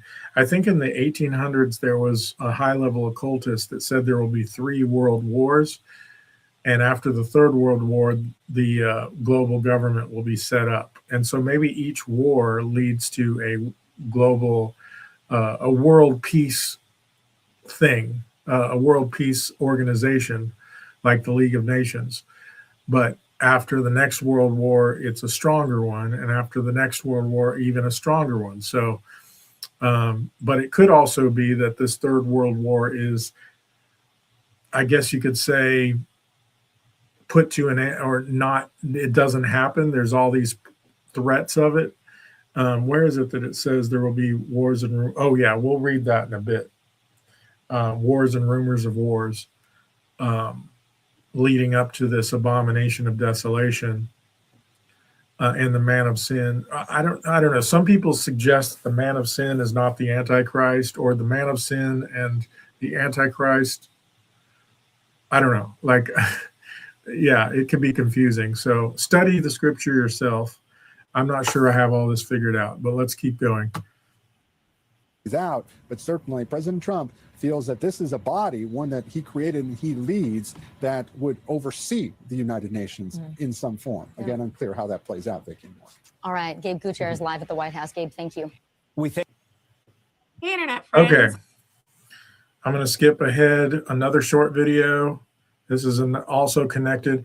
By the way, Really Graceful. This is the name of this channel. I really recommend you. Okay, why is this? Okay, there we go. Make sure I've hit like, I've subscribed, join. I've never actually, I don't really pay for stuff, but Really Graceful is a channel I really, what do you call it? Promote. I like a lot of her stuff, so check her stuff out. So we're going to watch this. How much of this are we going to watch? Let's see. about 3.5 minutes. So we're not watching the whole thing, but watch it all yourself. But this has to do with the whole thing that of the United States taking over Gaza, and then this video, this promotion video that was done, and she's going to talk about it. And I agree with what she says.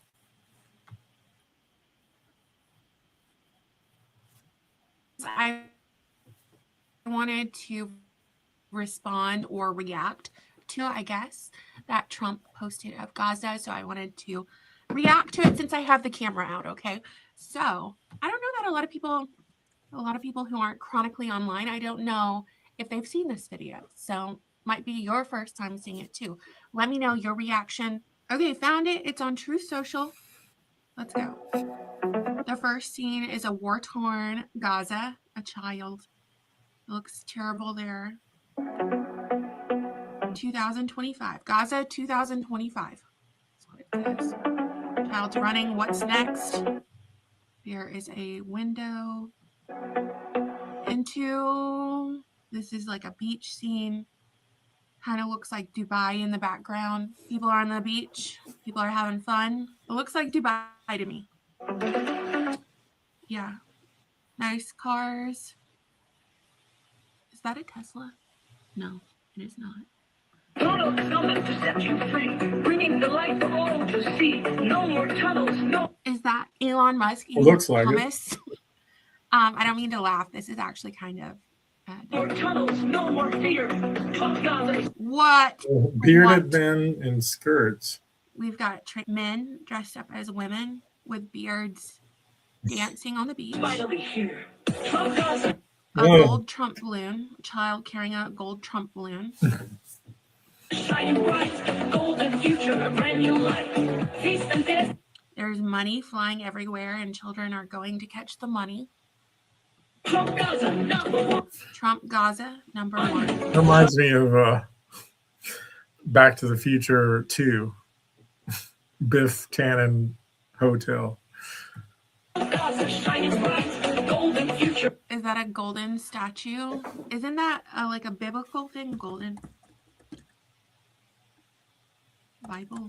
In the Bible, King Nebuchadnezzar built a 90-foot tall golden statue in the province. Remember, I talked about this earlier. The statue earlier. was dedicated with a ceremony attended by the king's officials and the people of Babylon. King ordered everyone to bow down and worship the statue when they heard the musical instruments. Anyone who refused to worship the statue would be thrown into a furnace.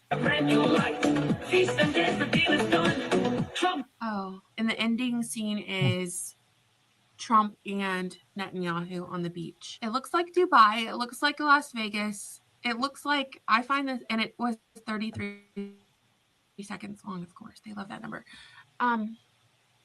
33. Yeah, that's this is a little horrible. There's a connection with the Colts numbers with 33. I don't know exactly what it means, but I've heard that that's a common number. I think it has to do with degrees, 33 degrees. So like 33rd degree Freemason, degrees of the sun, and things like that. So it's above my head, but whether or not that has anything to do with the time of that video, I don't know. But terrifying. I think it was supposed to be like a gag, like it's funny or something. But these people have lost everything. I'm reading the comments now. This is just plain wrong. This video is in very bad taste and just plain horrible. The gold statue is 100% wrong no matter which way you try to make it come across. This video makes me sick. Now, the context behind this video is that Trump said that he was going to level Gaza and the United States was going to occupy that territory. And okay, so that's all I wanted to play. You can watch the whole video. I recommend Really Graceful. Subscribe, like her channel, watch her stuff. Okay, the next one is called Is Trump a Freemason? And this, we'll watch the whole video. It's only 6.5 minutes long. So again, now I'm not here proclaiming that Trump is the Antichrist. We don't know for sure yet, but there's all kinds of stuff that just, for 5 years now, he's been the front runner, and nothing has decreased that. If anything, it's increased.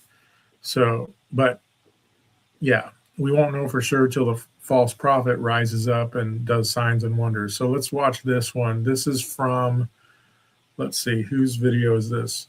Magical Mystery Church. I didn't mean to play that. I really recommend her channel. Let me put the thumbs up here. There's a lot of interesting stuff. She gets into Gnosticism infiltrating Christianity. She talks a lot about the new apostolic reformation. She exposes Kabbalah, different things. Really good channel. I recommend her very much. So we're going to watch this one now.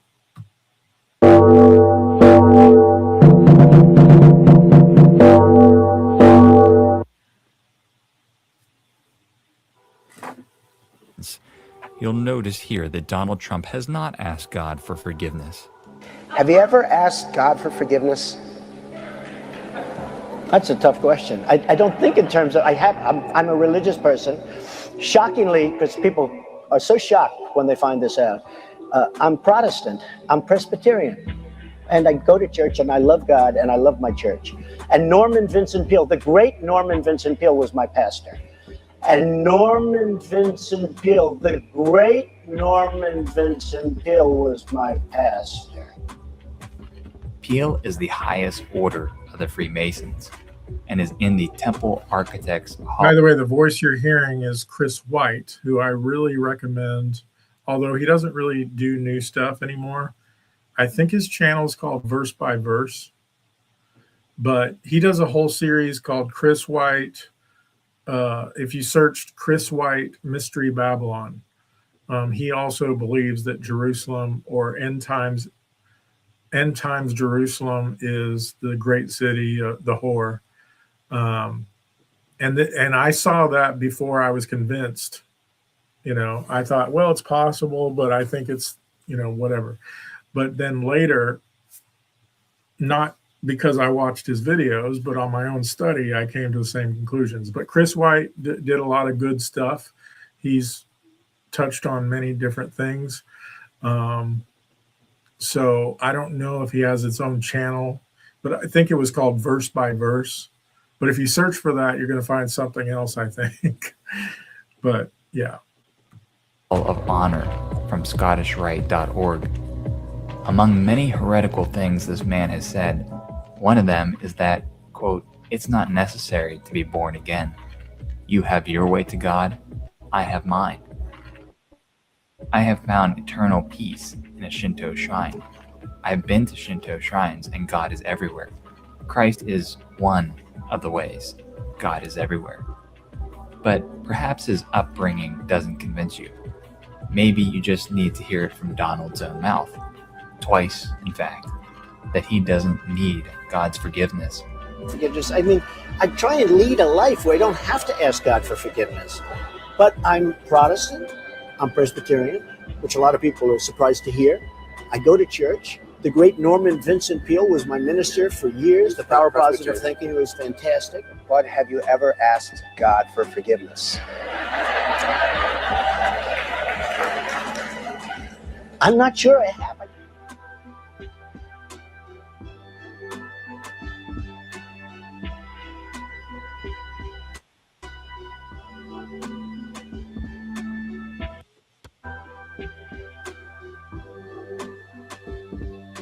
Just whatever may be the embarrassment caused by these striking similarities between Norman Vincent Peale and New Age author Florence Scovel-Shinn, it pales against the discomfiture that millions of mainline Christians purporting to stand by an orthodox in Scripture alone have thus unwittingly embraced the occult. So strong is its tacit foothold that it now may well be the primary working faith of many in the churches. Lutheran Quarterly, summer 1995.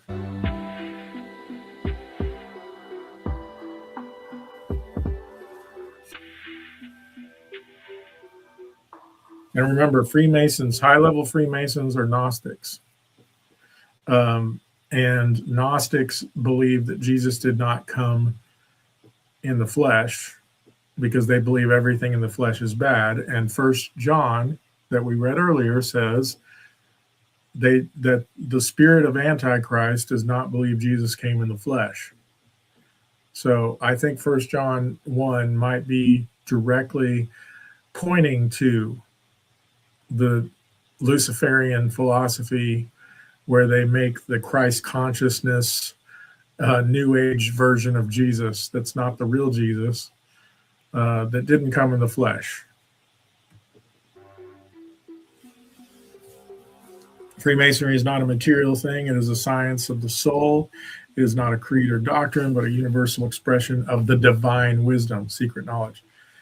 When the Mason learns that the key is the proper application of the dynamo of living power, he has learned the mystery of his craft.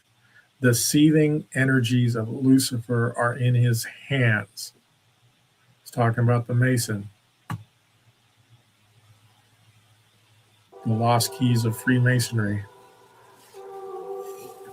That G stands for Gnostic. A lot of people think it's God, but it stands for Gnostic, and that's the eye of Lucifer. Strange and mysterious name to give to the spirit of darkness, Lucifer, the son of the morning. Is it he who bears the light, and with its splendors intolerable, blinds feeble, sensual, or selfish souls? No, or doubt it not. I think in where's the passage? I don't think we've shown this one, that Satan himself appears as an angel of light, but he's a deceiver, right?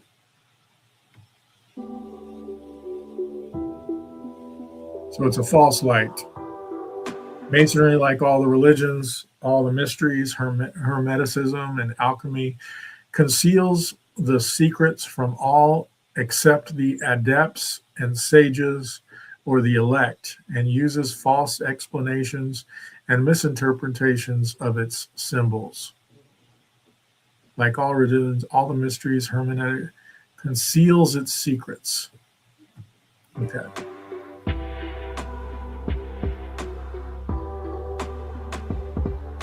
That's just like Kabbalah. Kabbalah has this esoteric, deep interpretation of the Old Testament. And I think in the Gnostics, it's the same thing. It's an esoteric interpretation. They have interpretations of the New Testament, so they can say they're Christians and they say they believe the Bible, but they have this esoteric meaning, which means it's not the straightforward meaning of what you read. It's some sort of deep esoteric meaning that is the result of which becomes the opposite of what the Bible actually says. Like, you remember that video that says they believe that man was held prisoner in the Garden of Eden by an unjust and vindictive God until Lucifer, through his agent Satan, wanted to free mankind with intellect, knowledge, so that we too can become as gods. So their interpretation is the opposite. It starts with that which reverses everything. Satan is their God, and the God of the Bible is, to them, the devil. John Todd, the video I played, the clip I played on my first video of this series, says the same thing. And he was a high-level witch and member of the Illuminati, according to his claims. So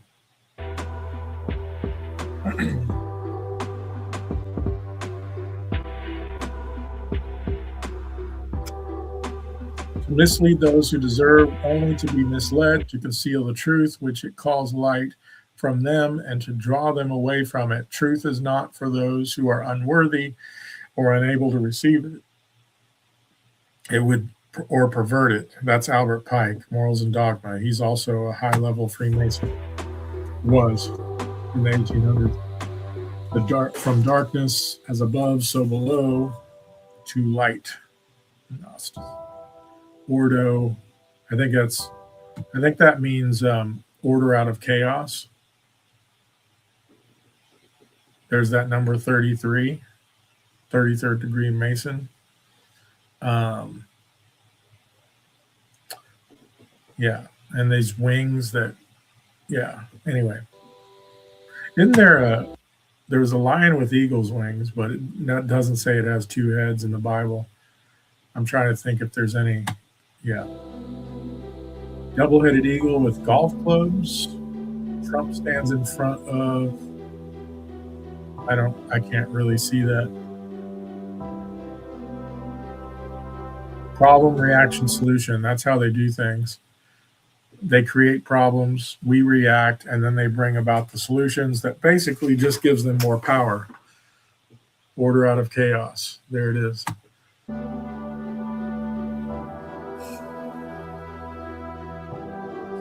International golf links.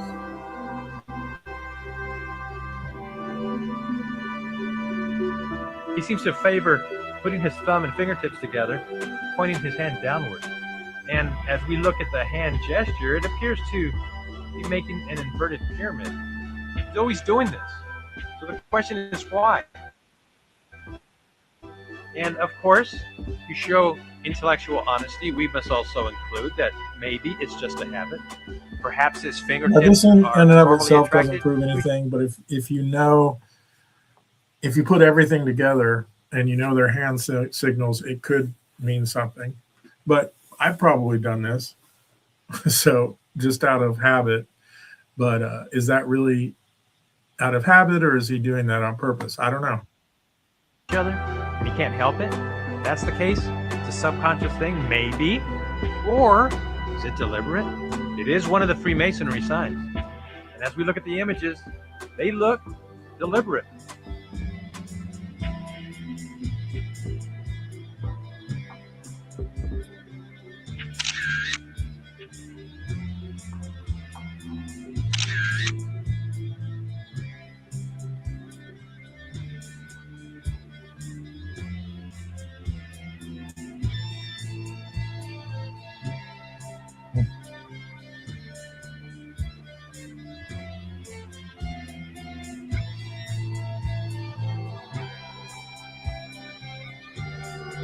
Anyway.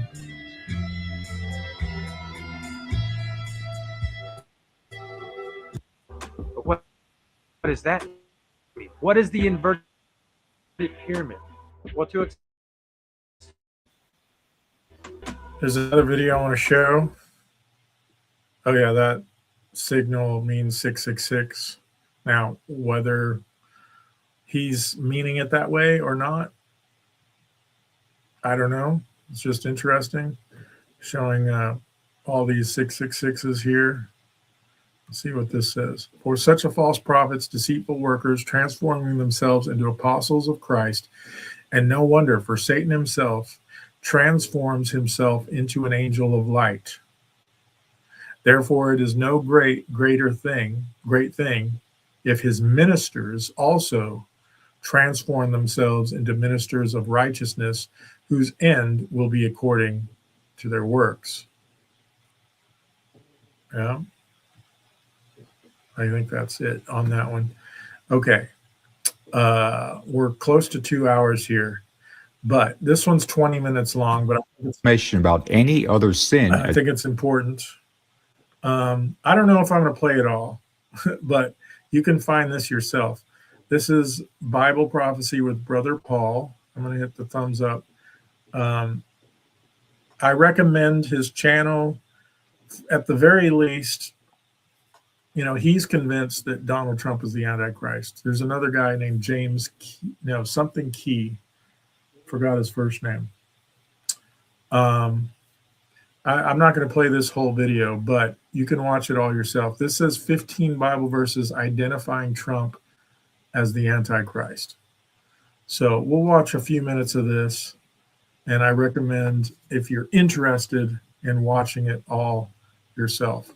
For those of us who are interested in Bible prophecy, it can seem a bit challenging to put together all the different verses in an effort to figure out what's going to happen in these last days. Fortunately, in the case of the Antichrist, the Bible does give us a number of specific descriptions to help us identify this figure. And the reason it does this is so that we don't follow him down the road to perdition. Therefore, in this video, I want to focus in on 15 specific Bible verses that describe the character traits of the Antichrist and point out how each of these descriptions perfectly matches one Donald J. Trump. I do want to mention that this is not an exhaustive list of every Bible verse about the Antichrist that lines up with Trump. In fact, I originally included 12 additional verses, but I've decided that those would best be covered in a separate video in the near future. So let's begin. Here are 15 Bible verses about the character traits of the Antichrist, and which all point to Donald J. Trump as being the man of sin. Number 1. The Antichrist will come in his own name and be accepted. John 5:43. In this verse, Jesus told the Pharisees, the religious leaders of his day, that although they rejected him, someone else would come in his own name and be accepted. Trump not only arrived on the political scene having already achieved worldwide fame, thus coming in his own name, but he is now widely beloved throughout Israel with train stations and town squares named after him, and his image appearing on commemorative temple coins alongside King Cyrus. And in a dual fulfillment of this verse, many Christian religious leaders have also accepted Trump as being chosen by God, being another King Cyrus, and even touted as the savior of America. Trump has come in his own name, and Christian evangelicals have fallen head over heels for him.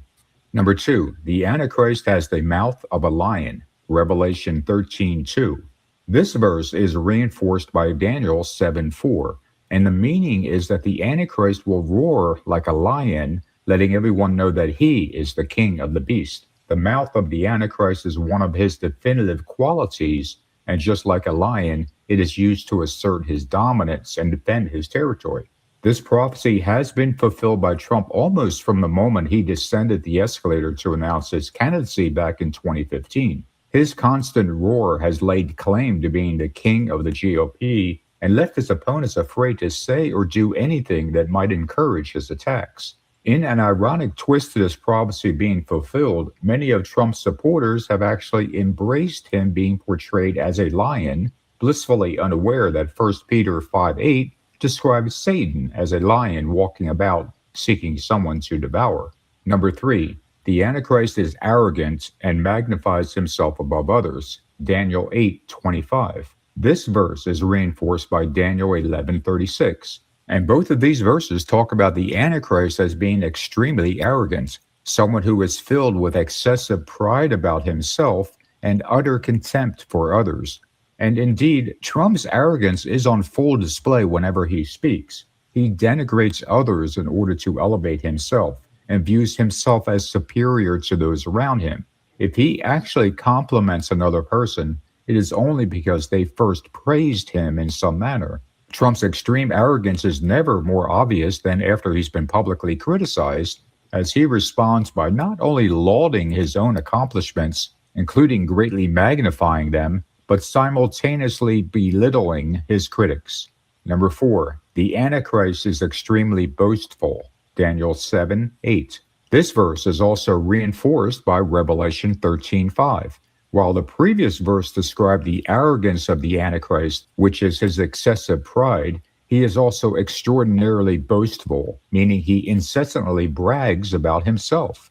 There really isn't any explanation necessary to point out how perfectly Trump matches this description of the Antichrist, as he is constantly speaking great things about himself and what he has accomplished or plans to accomplish. There are numerous videos on YouTube which detail all the many times that Trump has bragged about himself, and he has done so in every way imaginable. Whether or not the things he is bragging about are truthful isn't relevant to him, and that brings us to our next verse. Number 5, the Antichrist will throw truth to the ground. Daniel 8:12. The meaning of Daniel 8:12 isn't just that the Antichrist will be a pathological liar, but that truth itself holds no value to him. He cast it to the ground as if it was worthless or irrelevant. While Trump's reputation for dishonesty was a known fact for many years before even entering politics, he also is adept at manipulating the truth to suit his own needs. Truth itself doesn't hold any value for him, unless it can be used in a way to promote himself. Astoundingly, despite Trump's casual relationship with the truth, many of his supporters view him as an honest man who tells it like it is. And yet the reality is that he only embraces what is true when it makes him look good. If it doesn't, he casts it to the ground and calls it lies and fake news. Number 6, the Antichrist will deny the Father and the Son. 1 John 2:22. By asking who is a liar but he who denies that Jesus is the Christ, this verse is not only telling us that the Antichrist will deny the Father and the Son, but that he will do so not out of ignorance, but because he rejects the truth. He is a liar. He will know that Jesus is our Savior, but will deny him anyway. Trump has been surrounded by Christians and embraced by the evangelical community since 2016, and he is fully aware that Jesus is our Savior. Despite this, and in one of the more stunning admissions by any politician, Trump specifically said that he does not seek God's forgiveness. This is not only denying a need for the forgiveness of God, but it denies the need for a Savior. He is clearly fulfilling 1 John 2:22 by not only lying about Jesus being the Christ, but also denying both the Father and the Son by refusing to seek God's forgiveness. Number 7, the Antichrist will be a vile person. Daniel 11:21. Contrary to the popular belief that the Antichrist will be well-liked and charismatic, the Bible says he is actually to be a vile person. Vile is defined as lacking class or decency. He's simply repulsive, a sordid, crass, vulgar, and despicable person. Donald Trump is unquestionably a crude, classless, and vile man. He has used immature, disparaging, and even vulgar language to target others for everything from their ethnicity to their gender, to their intelligence, to even their physical appearance. He has made crude comments about his niece and his own daughter, bragged about his sexual exploits with married women, and had multiple extramarital affairs himself. The way that Trump speaks and acts is, in every sense of the word, vile. Number 8, the Antichrist will honor the God of forces. Daniel 11:38. This verse is telling us that the Antichrist, in his estate, shall honor the God of forces with gold, silver, precious stones, and pleasant things. God of forces is translated as God of fortresses in versions other than the King James. So who is this God of forces? It's a name we all know well. During the 5th century BC, Apollo became known as the sun god, the symbol of which was often used in ancient battles to represent the god of forces. Apollo is also a derivative of the name Apollyon, who we see referenced in Revelation 9:11. Trump's penthouse in Trump Tower includes artwork dedicated to the god Apollo, including a painting on the ceiling called the Aurora fresco, also known as the Triumph of Apollo, led by the Aurora. Beneath that painting, Trump's estate is adorned with gold, silver, precious stones, and pleasant things. And Trump's honoring of the God of forces doesn't stop there, because there is another verse that also connects him to the sun god Apollo. Number 9, the Antichrist is connected to gold. Revelation 13:18. This famous verse about the number 666 is actually pointing us to another figure in the Bible, and that figure is King Solomon. The reason it does so is because when Solomon was older, he became a type of Antichrist, as his heart turned away from the Lord and toward pagan gods. King Solomon was obsessed with gold, having hundreds of shields made out of hammered gold, all of his drinking vessels made out of gold, and to directly connect the number 666 in Revelation to Solomon, we read that he received 666 talents of gold in 1 year. All of the pagan gods that Solomon worshipped in his later years are themselves variations of and subservient to the one pagan god that nearly every culture in history has placed above the others, the sun god. And over again, the sun god is symbolized by one specific thing, gold. Thus, Trump's own clear obsession with gold, in conjunction with his honoring of the God of forces in his estate, directly parallels King Solomon's obsession with gold and his worshiping pagan gods. In Trump's case, this extreme love of gold is yet another form of honoring Apollo, the sun god. Number 10, the Antichrist is called the little horn, Daniel 7:8. One of the more descriptive names given to the Antichrist is the little horn, which we read about in the book of Daniel. This is a reference to a shofar, which is literally a little horn being made from the horn of a small animal, usually a ram. The shofar was an early version of our modern trumpet. What makes that so remarkable is that the word trump actually appears twice in the KJV Bible. 1 Corinthians 15:52 and 1 Thessalonians 4:16. In both of these verses, the word trump is an abbreviated form of trumpet, which is literally a little horn, just like its predecessor, the shofar. Thus, Trump's name appears in the King James Bible. It specifically means trumpet, and a trumpet itself is a little horn. And so we see that there is a direct connection between the name for the Antichrist, the little horn, and the word trump in the New Testament. Okay. There's more there. We're a little over halfway through, and okay, there's something else I want to share, but you can watch the rest of that on your own. I'm not sure I agree with all that or I'm convinced of all that, but it is interesting. We're going to finish this video with a few verses, and we're already past 2 hours, so these few verses I'm going to read are, I'm going to go ahead and share the entire screen this time so that I can just kind of flip through these verses pretty quickly. So I'm going to start with Matthew 24. Here we go. Make sure that's showing up. Yeah, should be showing up. All right, Matthew 24. I'm going to read. This is talking about the last days. Now, some people believe this is a first century thing, but as he sat on the Mount of Olives, the disciples came to him privately, saying, "Tell us, what will be when will these things be?" Now they asked him, Jesus said that the temple will be destroyed. There will be not left here one stone upon another that will be thrown down. Talking about the temple they're looking at. And so, yes, that was destroyed in 70 AD. Some people suspect there's going to be another one. But listen to this question carefully. As he stood on the Mount of Olives, the disciples came to him privately, saying, "Tell us, when will these things be?" So that first part has to do with the temple, that because they're responding to what Jesus just said. And what will be the sign of your coming and the end of the age? I'm convinced that, I don't know if in their mind this is the same thing, because in their mindset, they believed that Jesus was going to bring the promise of the kingdom and overthrow the Romans. Many of the disciples and that were following Jesus actually thought that was going to happen in their lifetime. So when they ask this question, I think that might be what they're talking about. Some people try to say this is all the same question, but it's three questions, really. When will these things be? That is the destruction of the temple. What will be the sign of your coming and the end of the age?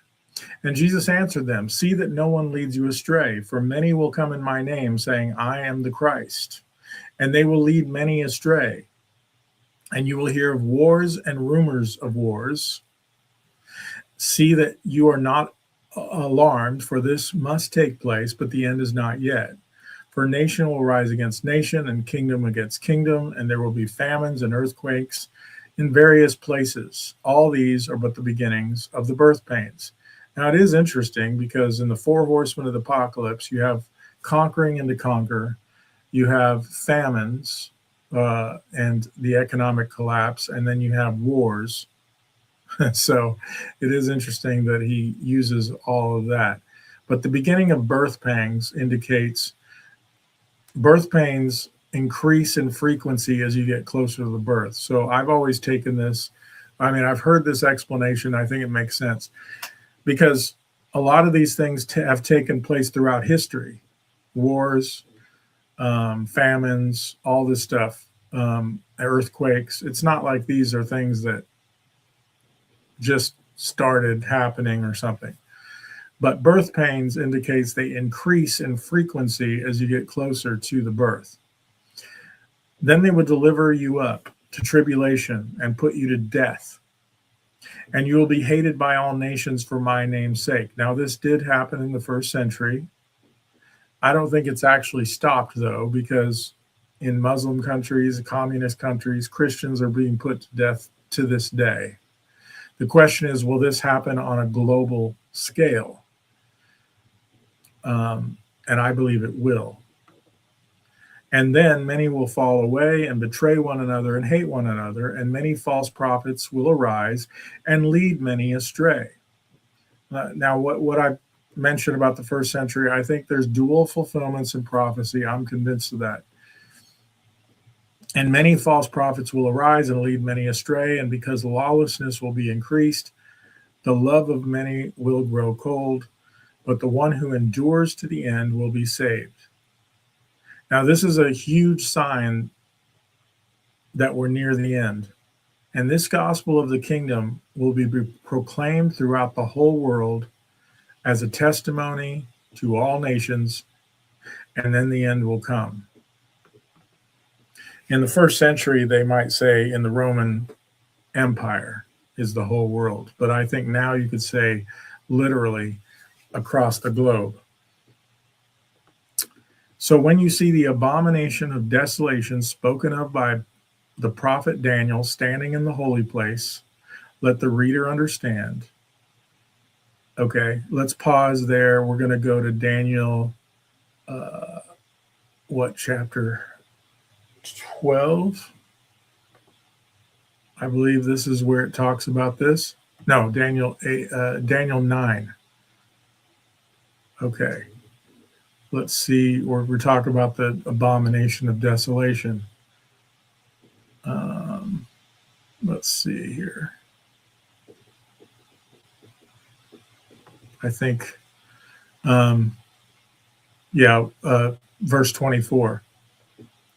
70 weeks are decreed about your people and your holy city. Now, I've always heard people explain the weeks as weeks of years and not weeks of days. So 70 weeks is 490 years. Are decreed about your people and your holy city to finish the transgression, to put an end to sin, and to atone for iniquity, to bring in everlasting righteousness, to seal both vision and prophet, and to anoint a most holy place. Now, in the Jewish tabernacle, they had a holy place and a holy of holies. Know therefore and understand that from the going out of the word to restore and build Jerusalem to the coming of an anointed one, a prince, there shall be 7 weeks. Now, 7 times 7 is 49 years, I'm assuming. And for 62 weeks, it shall be built again with squares and moat, but in a troubled time. And after the 62 weeks, so 62 times 7, figure that out, an anointed one shall be cut off and have nothing, and shall have nothing. And the people of the prince who is to come shall destroy the city and the sanctuary. Before I move on, I want to point out that I could see this in multiple ways. First of all, the Jerusalem was rebuilt. The temple was rebuilt around the couple hundred years before Christ. You can look that up. The second temple, and then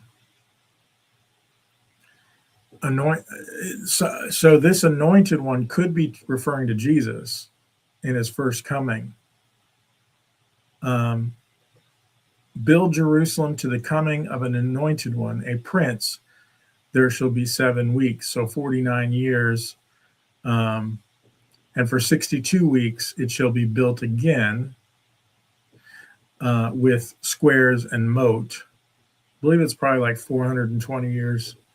490 minus 62 and 7 is 69. That's 483 years, but in a troubled time. And after the 62 weeks, an anointed one shall be cut off and have nothing. So that could be referring to Jesus, and a fulfillment of the transgression, putting an end to sin and to atone for iniquity. And the people of the prince who is to come. Now, here's the question. Is this talking about Jesus too, or is this talking about somebody else? Shall destroy the city and the sanctuary. So after 62 weeks, an anointed one shall be cut off and shall have nothing. And the people of the prince who is to come shall destroy the city. I'm not sure. I mean, I thought through this. Its end shall come with a flood, and to the end there shall be war. Desolations are decreed, and he shall make a strong covenant with many for 1 week. That is 7 years.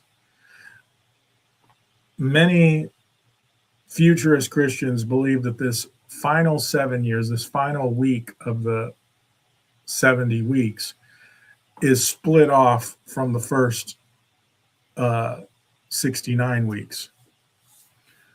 And so you have the first coming of Christ, the destruction of the temple, and then a gap. I don't know. Like, I'm not totally convinced of that. And on the wing of abomination shall come one who makes desolate until the decreed end is poured out on the desolator. So if it's a first century fulfillment in 70 AD, then this took place in the first century. But let's go back to Matthew 24 and continue reading. So when you see the abomination of desolation, that's what we just read about in Daniel, spoken of by Daniel, standing in the holy place, let the reader understand. Then let those who are in Judea flee to the mountains. Let the one who is on the housetop not go down to take what is in his house. And let the one who is in the field not turn back to take his cloak. And alas, for women who are pregnant and for those who are nursing infants in those days, pray that your flight may not be in winter or on the Sabbath. For then will be a great tribulation, such as has not been from the beginning of the world until now, no, and never will be. The question is, was 70 AD, that period, the greatest tribulation that ever was? Perhaps in a local area. Could that repeat itself on a global scale?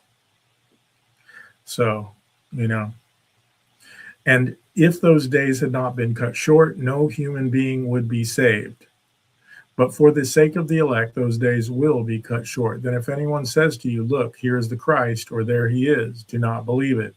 For false Christ and false prophets will arise and perform great signs and wonders. Remember, the false prophet will come and perform signs and wonders. And I've always wondered, for those who believe in a first century fulfillment, what were the signs and wonders being performed in that time? So as to lead astray, if possible, even the elect. See, I've told you beforehand. So if they say to you, look, he is in the wilderness, do not go. If they say, look, he is in the inner rooms, do not believe it. For the lightning comes from the east and shines as far as the west, so will be the coming of the Son of Man. Wherever the corpse is, there the vultures will gather. Immediately after the tribulation of those days, the sun will be darkened, and the moon will not give its light, and the stars will fall from heaven.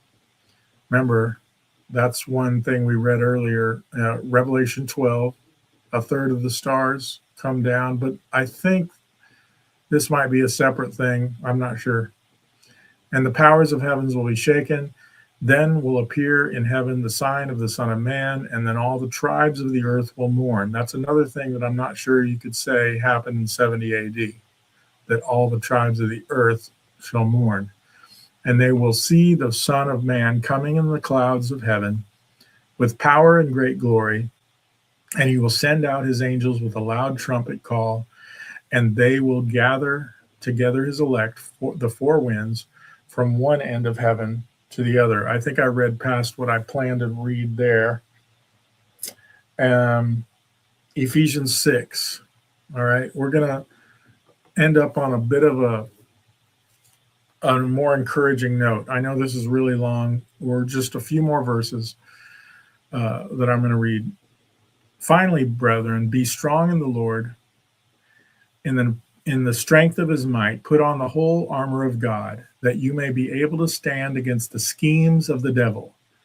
For we do not wrestle against flesh and blood, but against the rulers, against the authorities, against the cosmic powers over the present darkness, against the spiritual forces of evil in the heavenly places.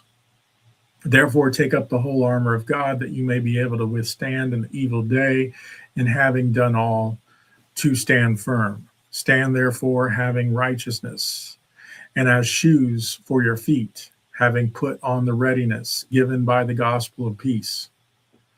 In all circumstances, take up the shield of faith, with which you can extinguish all the flaming darts of the evil one, and take the helmet of salvation and the sword of the Spirit, which is the word of God, praying at all times in the Spirit, with all praying and supplication. To that end, keep alert with all perseverance, making supplication for all saints, and also for me, the words may be given to me in opening my mouth boldly to proclaim the mystery of the gospel, for which I am an ambassador in chains, that I may declare it boldly as I ought to speak. Okay. And then Matthew 24, I think I already read that, though, about the coming of the Lord. So Revelation 19, we're going to read a couple more, because we're talking about the coming of the Lord now, which I believe Matthew 24 clarified was after the Great Tribulation. So here's a little bit more about the coming of the Lord. So in Revelation 19, then I saw heaven opened, and behold, a white horse. The one sitting on it is called Faithful and True, and in righteousness he judges and makes war. His eyes are like the flame of fire, and on his head are many diadems, and he has a name written that no one knows but himself. He is clothed in a robe dipped in blood, and the name of which he is called is the Word of God. And the armies of heaven, arrayed in fine linen, white and pure, were following him on white horses. From his mouth comes a sharp sword with which to strike down the nations, and he will rule with them with a rod of iron. He will tread the winepress of the fury of the wrath of God the Almighty. On his robe and on his thigh he has a name written, King of Kings and Lord of Lords. Trying to see. So, yeah, this is talking about the destruction of, or the coming army of the Lord and reigning and ruling. I'm going to skip down to this part where it says, and I saw the beast and the kings of the earth with their armies gathered to make war against him, who is sitting on the horse, and against his army. And the beast was captured, and with it the false prophet, who in its presence has done the signs by which he deceives those who had received the mark of the beast, and those whose image, or who worshipped its image. These two were thrown alive into the lake of fire that burns with sulfur. And the rest were slain by the sword that came from the mouth of him who was sitting on the horse, and all the birds were gorged with their flesh. All right, one more chapter, just 6 verses here. This is just a conclusion leading up to the victory and the kingdom, when I believe the kingdom comes to the earth when Jesus returns. Then I saw an angel coming down from heaven, holding in his hand the key to the bottomless pit and a great chain. And he seized the dragon, the ancient serpent, who is the devil and Satan, and bound him for 1,000 years and threw him into the pit and shut it and sealed it over him, so that he might not deceive the nations any longer until the 1,000 years were ended. After that, he must be released for a little while. Then I saw thrones, and seated on them were those to whom the authority to judge was committed. Also, I saw the souls of those who had been beheaded for the testimony of Jesus and for the word of God, and those who had not worshipped the beast or its image and had not received the mark of its name on their foreheads or their hands. They came to life and reigned with Christ for 1,000 years. The rest of the dead did not come to life until the 1,000 years were ended. This is the first resurrection. And I believe in 1 Thessalonians or 2 Thessalonians, it says, the dead in Christ shall rise first, and those who are alive and remain shall be caught up together with them in the clouds to meet the Lord in the air, right? I don't have that pulled up, but they came to life and reigned with Christ for 1,000 years. The rest of the dead did not come to life until the 1,000 years were ended. This is the first resurrection. Blessed and holy is the one who shares in the first resurrection. Over such the second death has no power. But they will be priests of God and of Christ, and they will reign with him for 1,000 years. And that's all I'm going to read. But after that, you have Satan being released, and another war that happens, and then the final judgment, where Satan is then taken and thrown into the lake of fire where the beast and false prophet are. That's all in this chapter. Anyway, all right. I know this was a long one, but I was almost done with everything that I planned to do, so I might as well have finished it, right? Okay, I don't have it all figured out, but hopefully this will give you something to think about. In the comments, if you ever come across this video, please share your thoughts. I don't know everything that's going to happen. I have some things that are going on that make me suspect, which is why I wanted to do this series. All right. Thank you all, and have a wonderful day.